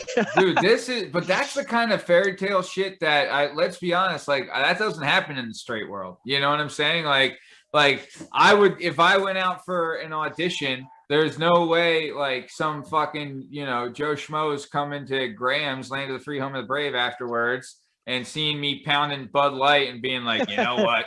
Actually, you should be a choreographer because you can fucking shake. Like there's no way that's happening. That's like a fairy tale thing. That's like when they were making God. There's a movie called God's Pocket that takes place in like a real blue collar neighborhood. Like, oh Matt, you drink on a bar so like nobody else. Get next to Philip Seymour Hoffman. You're in God's pocket right now. yeah. So, but dude, that's fucking like that's kind of like a fairy tale thing that could only happen in your world, in Woody's in Philadelphia. That's like kind of what makes the city such a magical place. Like that's kind of like that's what you were searching for, like the magic of living in the city while you were down there. And a story like this, that's kind of that happening, which to me, that's fucking awesome, man. And like, that's like shit. Like when you think of like things being a movie, like we had a guy on here a couple weeks ago and we're going to release the episode soon. His name is Rick Outland. And he told us a story of he was a waiter at an old Italian restaurant. And there was a singer from the 1930s and 1940s whose name was Harry Prime, who was in like his 80s and 90s and was singing there, right? And that the guy we talked to, his name is Rick Outland, would sit down and talk to this guy and this guy would tell him stories about back in the day hanging out with Babe Ruth and fucking Jack Dempsey and Tommy Dorsey and like all these guys, right? Oh, wow. And that's like some fairy tale shit that would be a movie. This is the same fucking thing, man. You're there, like you fucking poured your heart out into this audition. It didn't work out, but then you fucking just let your feelings out. You're trying to get some fucking man pussy out there on the dance floor, and it turns out it's a choreography gig, man. That's great. So, okay, so I do have this in the notes as the next thing. It says, ask about stories at the bar. So, is there a story we need to hear about the bar? I'm trying to think of what did we say about trying to think of the, because we were talking about Woody's and I was okay, so all right, does this next one take place at Woody's or Knock, or where are we going here? How crazy are we going? Real quick, I just want to preface this. So my little brother shithead, we've mentioned he's also gay, right? And I remember he was living in Chicago and stuff and like doing his thing. And like he was talking about like, me and him were talking one time and he's working at all these places and all that stuff. I was like, dude, you know how to like, I'll teach you or walk you through it. It's not hard. Like you can bartend. Why don't you bartend? And he told me, he's like, Matt. So, and he told it to me like this. He's like, Matt, have you been at a bar and you see a girl and you're like, God damn, I just want to bang the shit out of that girl like right now? And I was like, yeah, obviously I've been at the bar. I've been at the gym. I've been at the fucking movie theater. I've been at the fucking. I've been alive. Yeah. I've been walking in the alley. I've been at church. I've been at community service. I've been at the courtroom. yeah. I've been fucking basically everywhere. Yeah. And had that thought. And he was like, yeah. And he was like, okay, so when you're at a gay bar and you have that thought, it fucking happens. It does. Like, I'm not saying that it happened. He's like, he wasn't saying like, he's like, a lot of the times it could happen where it's like, that's not happening for you. And I was like, well, sometimes it has happened, but no. A lot of times, like for me, that's not a thing. But like at a gay bar, like it's all men and the fucking hormones are high and everyone's juiced up and they're ready to go and they're drinking and having fun and doing their thing. Like it's not outside the realm of possibility to grab a guy, go in the bathroom and do your fucking thing, right? Like, is that not true? Like he told me, he was like, that's the kind of shit, like some of that stuff does happen. Was he lying or what's going down? Well, I mean, I think that there is truth to that. And I do agree that that is a possibility. But I obviously it's not a free-for-all orgy. I'm not saying. Well, I will say that as a guy that bounced the McFadden's, it happens in straight bars too. Okay, as long as yeah. So with that being said, as long as it's balanced, yes, it's very possible because it happens everywhere. And then also, you have the added, recipe. If you got gay guys looking like you, come on, I guess the thing is like So Rock, tell me, like it's kind of like obviously there's straight bars where like there was I've been to McFadden's where people were just like nuts and going to the bathroom. Then I also been at bars where it's like, oh, everyone's just chilling doing their drink. And I'm guessing gay bars are the same way, whereas Woody's was kind of more the wild bar, and like Knock would be like, oh, I'm just chilling and enjoying my drink kind of a bar. Yeah, exactly. Yeah. Okay. Yeah. So yeah, certain places are more like a club kind of atmosphere, and some are like you're sitting down having a fucking drink. Yeah, I hear you. Yeah. All right. So okay. So I think we've gone over stories at the bar. That's fine. So. All right, fans, now time for a break in the action. We're bringing you a new segment to the show. This is Shit That Happened in Wrestling with our good friend Steve Cabot. Steve, what shit happened in wrestling? We had a lot of shit happen this weekend at the Olympic trials. We actually got fucked by a cock. Not literally, but Jaden Cock was fucked because he decided he was a two-time defending world champion, was going to wrestle the former and defending gold medalist and also a former world champ, Kyle Snyder, were supposed to square off in one of the most anticipated bouts there was. But what happened? Jaden Cox decided to stay in the training room a little long to, I don't know, lose some extra weight because he's a big cock. But no, he doesn't make it to the scale on time, and he gets eliminated from the tournament without ever wrestling like a fucking asshole. So, that's the shit that went down in wrestling. And that was Shit That Happened in Wrestling with our good friend Steve Cabot. Now, back to the show.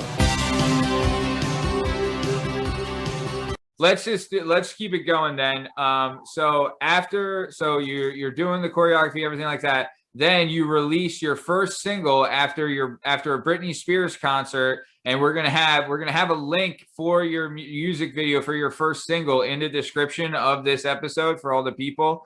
And awesome. You got the attention. So you released the video. What's the name? Is it Go Crazy? No, that was the movie. What was the name of your first video, Nick or Rock? Yeah, so basically the first single that I released was Give 'em What They Want. Yeah. Okay. And it was basically like a track that just was inspired by my time being around, the clubs and dancing and living in the city and being free. So it was basically my coming of age. I watched it. It's a very, very, very good video. Very interesting. Yeah. Very, very entertaining. Yeah, of course. Great job, man. Very proud of you. I appreciate that. It was, so it was just like, it was inspired by, Vogue culture and kind of being, free, liberated. And it really came from just, I was drinking one night and I was, went home with somebody, did the walk of shame. Sure. And I had this lyric in my head. I want tutus and Ken dolls. So fuck G.I. Joe. And and I thought, there's a whole lot in there if you dissect it, but how as a queer person, I like to, play with sometimes Barbies and wear tutus or whatever. Yeah. And as a gay person. And so I went to a producer in, Tommy Scorch in Philadelphia, really, well-known hip hop and R&B producer, and met him through Ashley Patterson, a friend of mine who's an amazing singer. And we got the song up, released it. And at the time, which leads to the next opportunity, I was able to then release the song at Pro Bar, which we can talk about right after a Britney Spears concert. So I was able to, to release it.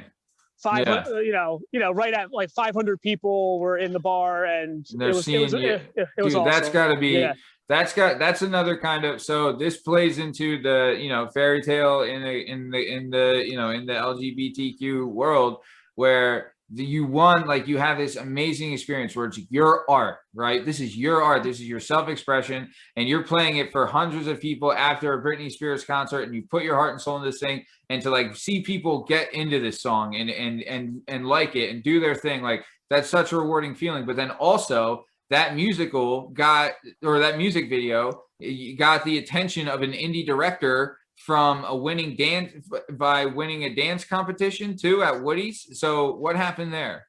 So around this time, I, was commuting to back and forth, and to Atlantic City. I was singing, dancing. Oh, okay. Yep. Yeah. So you're living in AC. Okay. Yeah. So I was working in AC, still living in Philly. I was going back and forth, being a singing, dancing bartender in Atlantic City. But around this time, I heard about a Woody's competition. They were having a competition to be a go-go dancer in this mockumentary with Hedda Lettuce, which is a renowned, pretty famous drag queen. And so I ended up competing for it at Woody's for this spot. I won the competition, and then I was able to be in my first LGBTQ kind of like film called Go Crazy. Yeah. So all this stuff was kind of happening all at once, and it was really a really exciting time, at the time. And then after that, right? So you're doing I guess I passed over this, but you're at the bar in AC, and you're like a performing bartender in a way. Right. Yep. And then you won the dance competition at Woody's, which got you the part in the movie Go Crazy. And then you also won Mr. Gay Congeniality of Philadelphia in 2009. You were also the runner-up in 2011. Right. All right. So not only like, dude, you're like, this dancing is like something you've just loved your whole life. And like, well, we've talked about it. You really didn't, you went to like some dance schools kind of thing, but you were always just like, you weren't following the rules. You were just, it really was your feelings and your heart poured through your dance. And it's giving you opportunity after opportunity, and people seeing your talent and people seeing your work. And it's giving you opportunity. And like, you're flourishing doing this. And then you win fucking Mr. Gay Congeniality of Philadelphia, and you're runner-up in 2011. And this isn't no fucking Joe Schmo competition. Like, there's thousands of people that go out for this, right? So you win it, and you're a runner-up doing this at the same time. So going through this, like 2009, 2010, 2011, 2012, like, you must have just been nonstop having fun, kind of living the dream. Is that kind of what's going on at this time? Yeah, it was just a really great time. Yeah. Like, I think when you're in that zone, and I think, you're just really passionate about what you do. You just, you're open to the possibilities. And it was just a very creative, free time for me, and things were happening. And I said yes. My grandfather always says, if someone gives you an opportunity, say yes. And you can always say no. You can always say no later. You can always say, great advice. That is a good point. Yeah. Great advice. Your grandfather also named Rocco, correct? So he was he got his name Rocky because he lived in a primarily Irish neighborhood, and he was the only Italian in that neighborhood. Yeah, us Micks love to give those Itai some fucking nicknames, you spaghetti bending fuckers. Actually we found out my mom did so my whole life my mom had thought that she was like 90% German, right? She does the 23andMe gimmick, finds out that she's 75% Italian. And that, maybe my grandma had a little hoo-hoo with the fucking hoo-hoo. So, So it turns out I'm a fucking spaghetti bender now, and I'm part of the fucking Italian club. So how you doing? He's like, my name is now Matthew the Slut. Yeah. Matthew Leslie. My name is now Matthew Ravioli. How you doing, huh? Hey, fucking lasagna to you too, babe. Huh? So your grandfather got the nickname Rocky from all those stupid micks that couldn't think of a better nickname. Nice. So let's keep it moving, because I really want to get this going, because we got some good stuff. So cool. You're winning the Mr. Congeniality and runner-up 2011, but then you also did the Philadelphia Ballet as a side job. Side job? What the fuck? So for a little bit of time, this is just a blip, and we don't have to spend much time on that. But I did a bunch. Like, there's so many jobs that I've done for like either 2 months, 3 months. Like, we could not. It would take a year to go over. But another side hustle I had the time in Philly was, I did sales for the Philadelphia Ballet. Nice. Over the phone. So I was doing that as a side hustle. And all that. And to go back to my grandfather was Rocky, right? So my middle name was Nicholas Rocco DeFinis, right? And so my middle name Rocco, and that's why I decided to actually use Rocco as my stage name because of he was very passionate in like the arts and advocate. He always fought for like people that like, the underprivileged, and he was, big into the arts and the, so that was like kind of like pay homage to him. That's why I chose to go by Rocco. Good, dude. That's fucking awesome. And I guarantee he's looking down, thanking you and keeping his legacy going. And that's a great thing. I only met one of my grandparents, and she was fucking awful. She was like, did you ever see Goonies? Right? You know the mom from Goonies, right? Yes, I know exactly what you're talking about. That was my grandma, man, and she was she used to beat me with hangers, man. She was awful, right? She died on my birthday too, so she fucking stuck it to me at the end. Yeah. But either way, that's one happy birthday, Matthew. Yeah. Hey, take that one, you little shit. Here's a hanger for your birthday, you little fucker. Huh? I wish it was you. Shout out to Peg. Love you, Peg. But either way, that's one thing that like I really want for my daughter is to have her grandparents be such like a big influence because they're so important, man. So important. And I'm really like, that's something that's awesome that your grandfather was a big advocate for art and for like being true to yourself and all that stuff, and that you honor him with your stage name. I think that's great. So but let's keep it going. Yep. So Philadelphia, LA, we got rid of that. So then after that, you moved to New York and worked at Planet Hollywood NYC. Is that right? That is correct. And yes. At the same time, you auditioned for My Big Gay Italian Wedding. Is that right? Yeah. Yes. And how this kind of translates into, opportunities kind of like manifesting was like Eric Ransom, who had wrote the play that musical that I was in Philly. Coming Rock musical of biblical proportions. Yep. You were the choreographer on that. Yep. Yeah. So he was like, you know what? There's an audition. You're Italian. You should, because he was in the show. So he's like, oh, you should do it. So I remember. Again, I've never been the most prepared person, but I was like, well, why not? So what I did was I went to, like a Xerox or something. Yeah, Kinko's or whatever.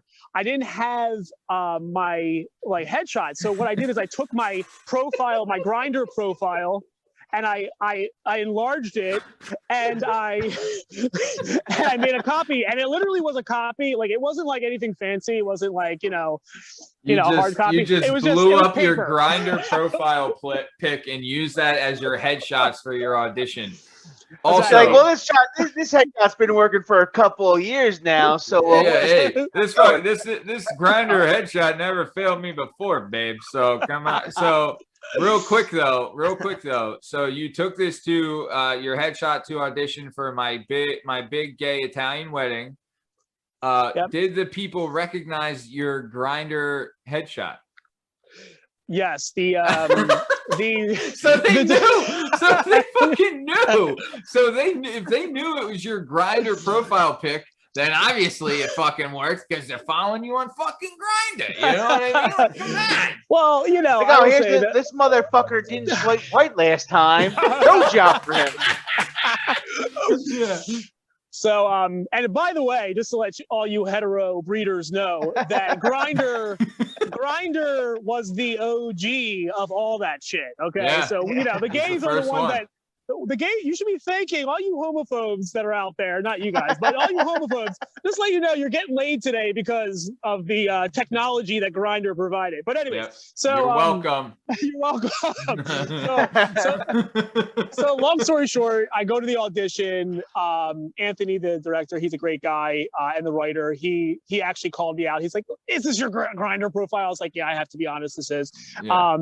He looks at my resume. I audition.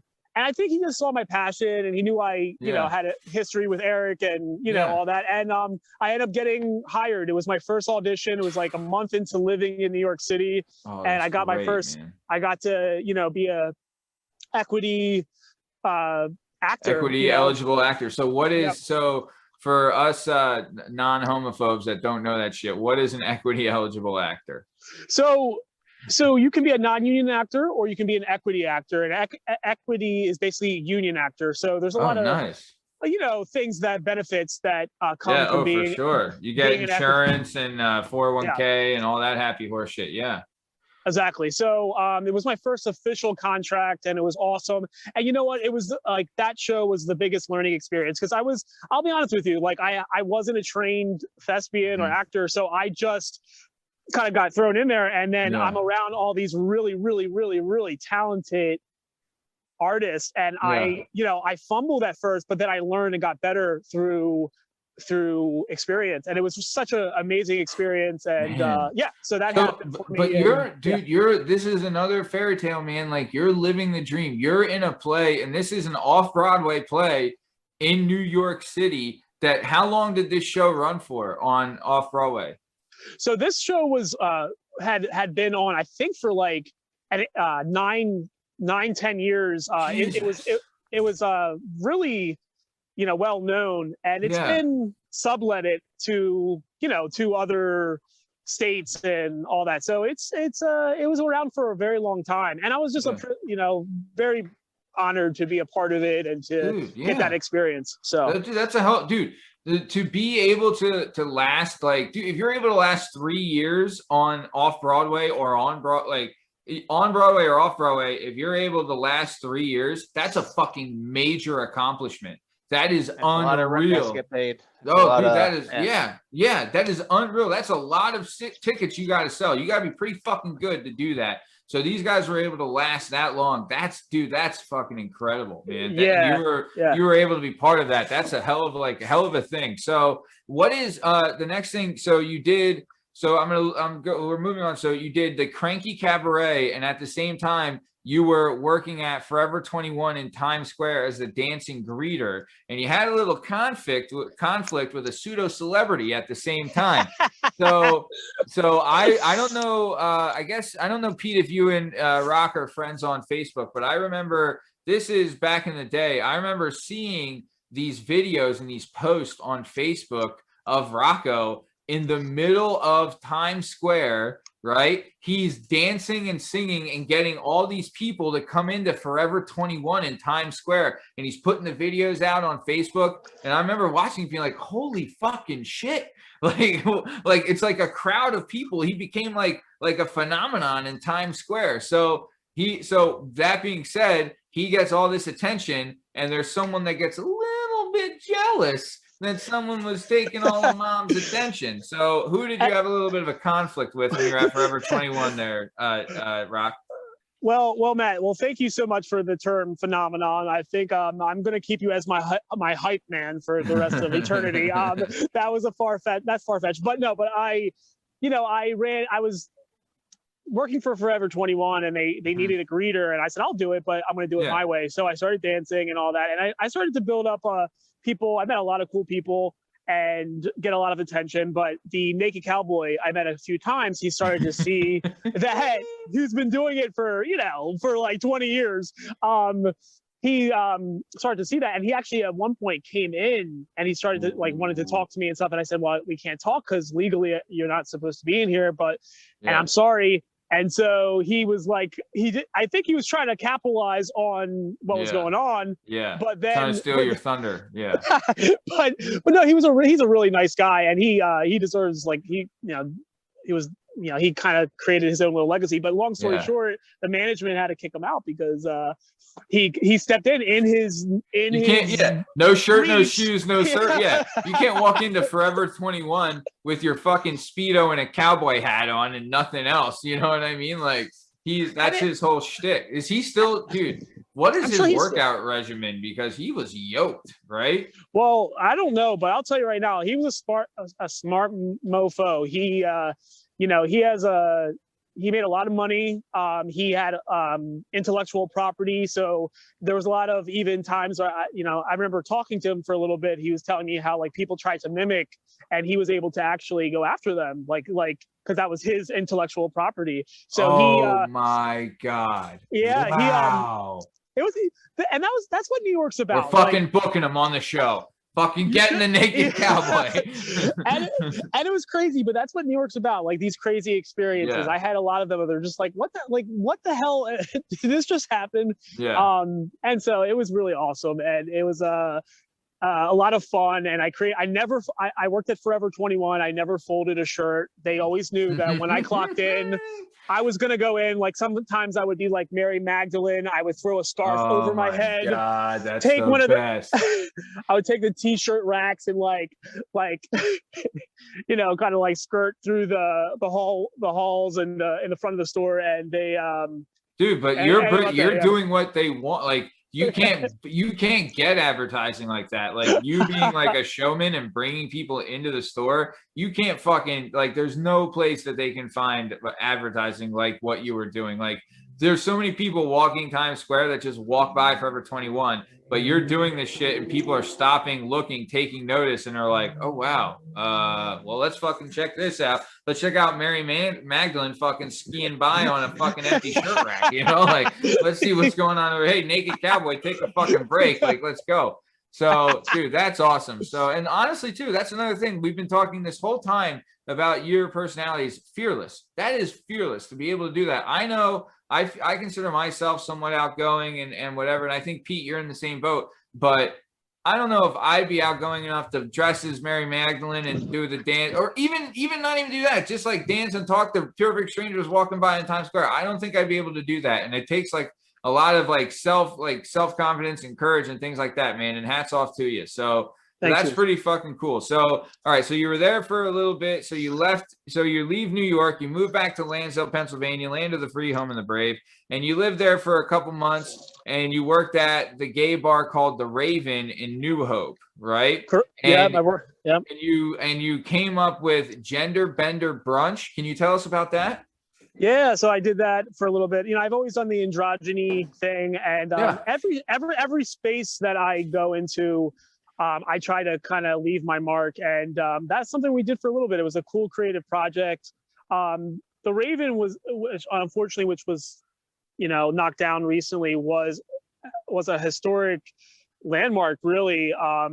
You know, for queer, you know, gay people for 40 years. So, anyways, I got an opportunity to serve and bartend there. It was one of the first places I ever went to, actually, when I first came out for a drink, and so I wanted to make my mark. Yeah, it was a really You awesome had some place. Emotional attachment to it, yeah. Oh my God, yeah. So yeah, then you go there and go ahead. And I created my my concept with another server, Anthony, and we did Gender Bender Brunch, and we would, you know, dress up, sing songs. While we were serving, actually, we would be serving food and brunch and boozy, you know, mimosas and Bloody Marys. And it was a lot of fun. So I did that for a little bit. And dude, so wait. So you would dress up in like just like some cool clothes, and you're just like singing show tunes while you're bringing out some waffles and you know, scrambled eggs and omelets and all that happy stuff. Is that what's going down? Yeah. So it was a fun time. People had fun. And it was a way to, again, like the current of my life. It was just another way to kind of express myself and create, like, I guess a big message there, people throughout this, is that, you know, create your experience and create your space. And even if something, there's room to make it what you want it to be, right? It could have just been a normal bartending job. Instead, but you changed it. Yeah, exactly. You made it your own, and you made it something like you kind of created a job that made you happy, right? Exactly. Like you went into a job seeing it as like, okay, I know it's this, and you could have been like a lot of other people and just fucking been like, yeah, whatever, blah blah blah. But you turned it into something that you can enjoy and make fun, and that's a fucking talent, man. And more power to you. So, and Rocco, if Gender Bender Brunch is still going on, if it comes back, I suggest you have Bender from Futurama in drag as the mascot. Oh, I think it would drive out. Good deal. That would be killer. That's a great idea. So nice. So so you're doing the Gender Bender Brunch and everything's going great there. You left the Raven, right? And you went and managed the Clarion Hotel, right? And you're living with your boyfriend in New Jersey at the time.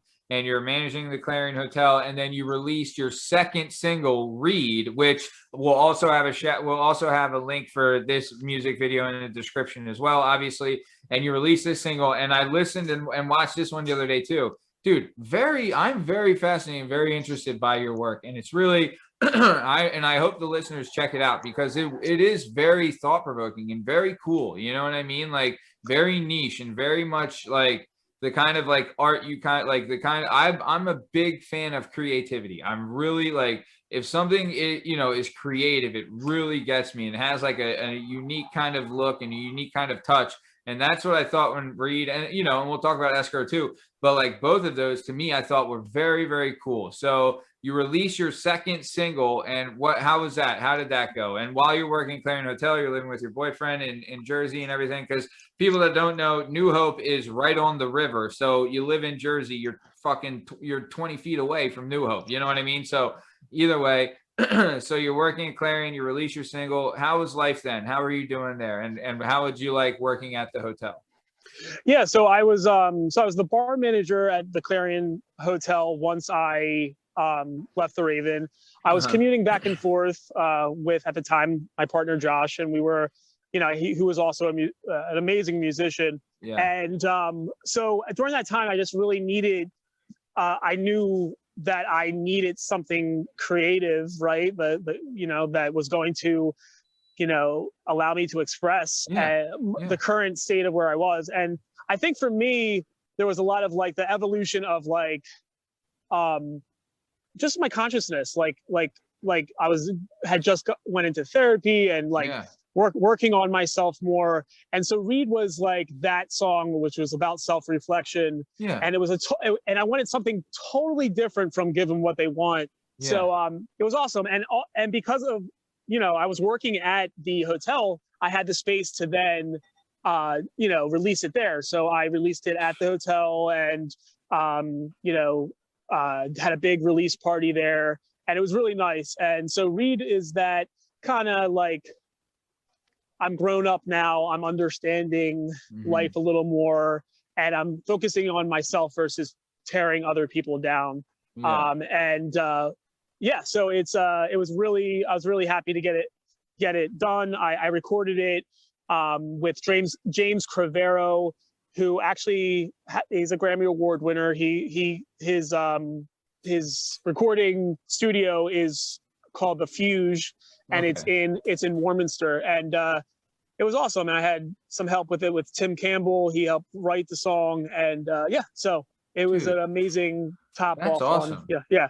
Dude, that's awesome, man. What an experience too. And like you're saying, so you're finding ways to just like kind of let out, like, it's almost like you have this creative, like just like creative bomb inside of you that you just have to let it out and explode every once in a while. Otherwise, like it's like it's therapeutic for you in a way doing that. You know what I mean? So you with these singles is you letting like a part of yourself out and into the world and showing people it, right? Like that's to me is like, people, and I've talked about this on the show before, people don't understand like how when you're like, doing something creative or putting yourself out there. Like I remember when I was fighting and stuff like that, like, there are people that do support you, but there are people that genuinely want you to fail and genuinely will get satisfaction out of your failure or something like that. Right. And to still have the courage to say, fuck all that. I'm going to do what I want. I'm going to fucking follow my heart and my creative genes, and I'm going to put my shit out there the way I want to do it, and then follow through with it. Because there's a lot of fucking talk too that people don't follow up with, and being able to follow up with it and get it out there and get your voice. This is your voice, and you should be proud of your voice out there, man. It's a big thing, and my fucking hat's off to you, brother. That's some great shit, No, I thank you, and I appreciate that. And I think that is just like how I look at life, right? Like we have one life to live, and you have to make the best of it. Yeah. And there's so many stumbling blocks that we can make excuses of why we shouldn't do something, can't do something. But at the end of the day, you really have to look at how do you look at yourself, and how do you look at your legacy, and what do you want your legacy to be? And I I focus on that. I focus on that when I'm 60, I want to look back and I want to have at least 20 singles that I was like, this represented myself, regardless of where it goes. Yeah, exactly. This represented my life and who I was as an artist. And but I appreciate that. And you too. I mean, look at this. Look at what you, like I told you before. I was like, look, this was just an idea of yours, and you are taking the energy and the time that a lot of people don't understand. They don't understand how much effort this takes, and you're doing it. And so you should be patting yourself on the back too. So appreciate that. We just actually passed 2,000 downloads on podcast platforms. So big shout out to us.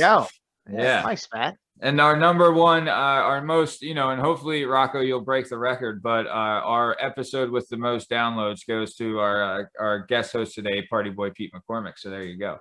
So, I'm going to lose that then. I don't know. So Rocco, I messaged my wife, and apparently you and her have a lot of mutual friends on Facebook. So you might blow up, and we'll see. Oh, all right, that's great. Well, now I'm competitive, and now I have to win. So and now you have to win because now we have mutual friends, and now you can blow up. Like, I have to beat this guy. Yeah. Well, technically, Pete, you're on this episode as well, so this does count towards your score. So it's that's how I'm doing. I'm getting the best guess. I'm going to double up. So the game was rigged before I could. It totally screwed you. So if you ain't cheating, you ain't trying. Yeah, that's it, brother. You ain't cheating, you ain't trying. That's damn truth. So okay. So like I said, we'll have a shout out for your second single, Read, in the description, obviously. And then after you leave the Clarion Hotel, you got a job as a GM at the Toasted Walnut in Philadelphia, right? How long were you at the Toasted Walnut for? I think about 1.5 years, 2 years. At the time, Go. Yeah, so I ran the bar for a bit. It was a goal of mine because I had spent so many times in different bartending jobs, and I wanted a real big chance to run a bar, and it was amazing. Denise Cohen, who ran Sisters for 17 years, she bought that. It was a great, safe place for the community. Ran it for about 1.5 years, but then unfortunately, and not to put this on a down note, but my mother, got terminal. Not got, but had a diagnosis of terminal cancer. And so I kind of, between balancing a relationship and doing that and trying to go to her side, I just made the decision to leave the bar. But it was an amazing, but it was an amazing experience. And I learned a lot about myself and, my strength and, priorities too. I think as we grow and get older, we learn, jobs come and go. You're when your family needs you. And I think, Pete, you're one of 6, and you would definitely agree, even if you didn't get along with your sibling or your mother, your father, whatever, if something kind of happens, it's fucking drop everything and you're there. And that's, and you had, it's part of your job as a man to that's your job. That's your mom, you're her son. And you did the right thing, man. And jobs come and go, but you're right. Priorities is when your mother's sick and she needs you, you need to fucking be there. And you were there. And I goddamn, man, I know she thanked everybody for every second that you were there. I guarantee it. Yeah. And I think that, it was for her, it was for me. And I also think in general, I just think that people, have to decide, okay, do I want to regret something or, by not being there, or do I actually want to be a part of the process? And I knew for me that was the only answer. So, I did that, and then, left the bar, but it was a great time while I was there. I was able to do a couple artistic projects. I got, did some creative projects with Peppermint from RuPaul's Drag Race, brought her in to do a pub crawl before I left the bar, and it was awesome. Highly successful. Had Frankie Bradley's and boxers at the time involved, and so so a lot of cool things came from that experience as well. So that's awesome, man. And then and I know we don't want to keep it down, but that is a tough thing that you went through. But at this time too, did I guess he was your ex at this time, but Josh reached out to the Blackhearts, and you were backup vocals for Joan Jett and the Blackhearts. Is that right? So what happened was, the time that I was at the Clarion, before going to Toasted Walnut, I was but it was around that time, around the time about to go into Toasted Walnut, Josh got an opportunity to reach out to the Blackhearts, like Tommy Price and the original drummer, like one of the original Pete, drummer. you know Joan Jett and the Blackhearts, right? Oh yeah. I love rock and roll. In the jukebox. Dude, fucking killer. Fucking that's a killer fucking song, right? So okay. So sorry, Nick, go ahead. So you reached out to the drummer and everybody in the Blackhearts. Sorry, keep going. No, yeah, it's so basically Josh was a big fan of Joan Jett, and he reached out to some original members, including Tommy Price, the drummer, and the original bassist on I Love Rock and Roll. They would have it. He created a whole album of his original songs with those musicians, like 2 of them. And then I did some backup vocals, so on the album, which was really cool. And I got to meet them, and Tommy and Gary from the Blackhearts. Joan Jett unfortunately wasn't a part of that project, but it was it was a cool thing, and I was happy to support. It's a very cool fucking thing, man. The fucking Blackhearts are legends, bro. That's fucking really cool. So. Yeah. Nice, man. So that's another just experience that you got because people recognize your talent. So you leave. So obviously your mother gets sick, but like we said, you leave the Toasted Walnut and then you come back to Lansdale, Pennsylvania, land of the free, home of the brave, and you worked at a local tap and stove, right? Is that what it's called? And I worked at local tap and stove and tap. I was doing bartending and stuff. I did my thing. I got a job, decided I wanted to get out of the bar business for a little bit, got a job at Jules Thin Crust. So good. Pete, I know they probably don't have it where you're at, but I used to live in North Wales. Next time you're at your parents, fucking get it. Well, you'll get a plane because you don't eat vegetable. Well, apparently you eat vegetables. Well, I'll get that with extra cheese. Yeah, I'll eat a vegetable too. Yeah, you used to be a man and not eat any vegetables, but I don't know what fucking happened. You get married now. I got married, I got whipped, and now I have to eat asparagus every once in a while. It's horrible. Man. It's good for you. Yeah, it's one of the downfalls of being married. You got to eat vegetables. So, okay. So either way, you get a job at Jules Thin Crust, right? And then bam, while you get a job there, you got hit with the fucking pandy wandy, just like the rest of us, and COVID knocks you out, right? Yeah. So I was working there at Jules Thin Crust, and then COVID hit. And of course I had to go, I was unemployed at that point because there was no business. Yeah. So, that gave me a time to just write, and I just wrote a shit ton of songs. I have about 50 songs that I have kind of like in my back burner. And during this time in this past January, I released ESCROW, which is my 3rd single. Yep. And that was really about I had a friend recently with my mother had passed a year prior, and I had a friend and a few friends actually that were during this time dealing with addiction and just a lot of internal stuff. So I wanted to create a song that kind of touched on that torment that some folk were dealing with prior to COVID, and then also during COVID. I think that exasperated kind of the issues. So ESCROW is that song, is about materialism and addiction. And I shot the video in Asbury, at the Asbury. Well, I guess it was considered what is that? Oh my God, I can't. Asbury I'm drawing Park? a blank. Yeah, I was thinking of the actual bar that I shot it at. It was the gay bar in Asbury. Of course, I'm gonna have to get there. I haven't been there in a while, so I don't remember the name. Let me think of the name. Hold on. So anyways, I can't even think. This is 2 hours long, so my brain is going crazy. Hey, man, we're all getting fried. Like you said, ESCROW is your 3rd single. It has over 10,000 views on YouTube. Just an FYI. Fantastic video. Fantastic, man. Really love what you do artistically. I'm not kidding. Very creative, very cool. And then also, obviously, link will be in the description of this. But so you released ESCROW. Sorry, I interrupted you. Keep going. So I released ESCROW, and it was music video was shot by Carlo Anthony, amazing videographer. And so that was like my way of saying, okay, like, let's keep this journey going. And my next moves are really to, I'm going to do some, I think my goal is to do some crowdfunding and then do some, a few more singles this spring and summer, and to be more consistent. I think what I've learned over time is that you just got to be a little more, consistent with your art and your content, baby. That's exactly. It. So that's what they say. It's the name of the game. So that's where we are right now. Present day, I help out with my sister. My sister Nikki, she has Downs, so I'm home with her, and I help out. I write songs, and then looking for my next endeavor. We'll see where I go from here. Well, how do you like podcasting?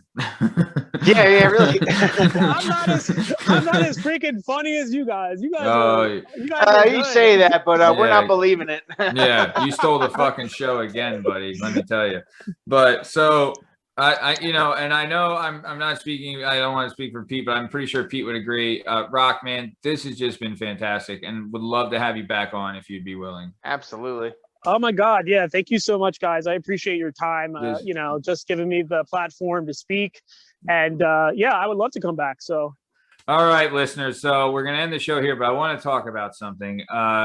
As you recall in last week's episode, the bastard asshole that is Tom Lavelle snuck onto my show. It's my fucking show. All right. He snuck onto my show and he had some outlandish lies saying he thought of this show and that it's his idea. And son of a bitch, he bought the rights to the show from underneath us and we didn't even fucking know.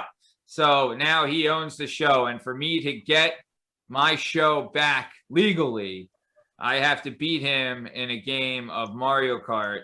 That will be streamed live on Twitch, live from Graham's Pub, Land of the Free, Home of the Brave.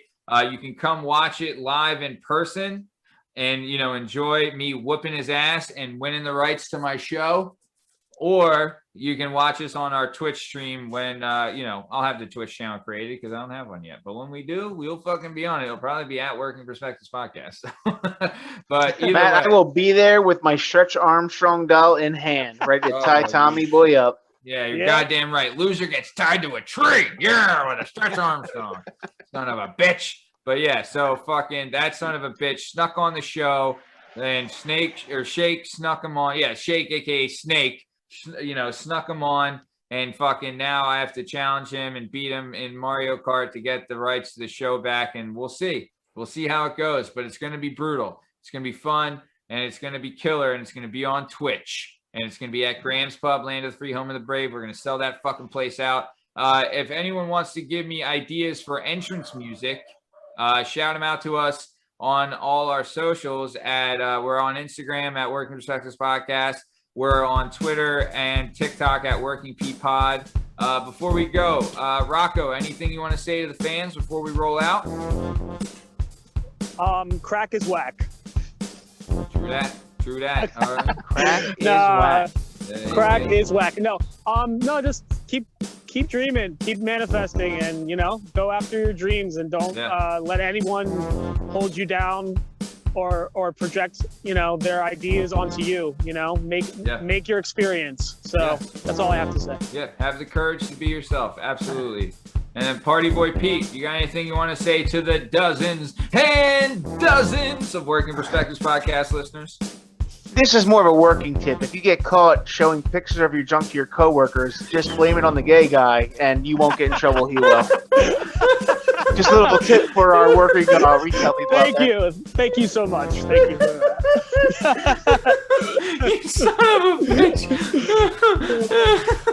Okay. End scene. Yeah. So all right. Well, this has been another episode of the Working Perspectives Podcast. I'm Matt Lavelle, accompanied by Party Boy Pete McCormick, and our guest today, Rocco DeFinis. You can find us on all podcast platforms and YouTube at Working Perspectives Podcast. You can follow us on Instagram at Working Perspectives Podcast and join us on the Twitter and the TikTok at Working P Pod. If you'd like to be a guest on the show, hit us up, Working Perspectives Podcast, and you can go through the PAAA and get approved, unlike some asshole named Tom Lavelle who fucking pirates himself on the show and then steals the rights to the show and then challenges me to fucking Mario Kart on Twitch.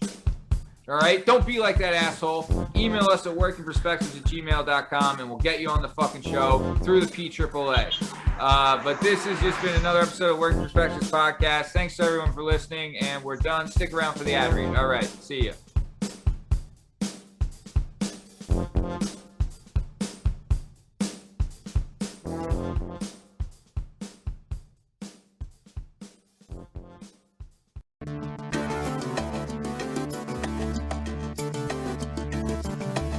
Do you have a message or a story inside of you that you've been waiting to tell? Have you always dreamed of writing a book, but are intimidated by the complexities of the book publishing world? Perhaps you want to use a book to launch your public speaking or consulting career. If so, please reach out to Scott and Bell Publishing, located right here in beautiful Philadelphia, Pennsylvania. Scott and Bell Publishing handle all genres and authors with all experience levels. Scott & Bell Publishing gives authors 100% creative freedom and a higher royalty split. They can be found at www.skotbell.com. That's www.s as in Sam, K as in Kite, O as in October, T as in Tom, B as in Boy, E as in Edward, L as in Larry, L as in Larry.com. That's Scott and Bell Publishing, where the authors go.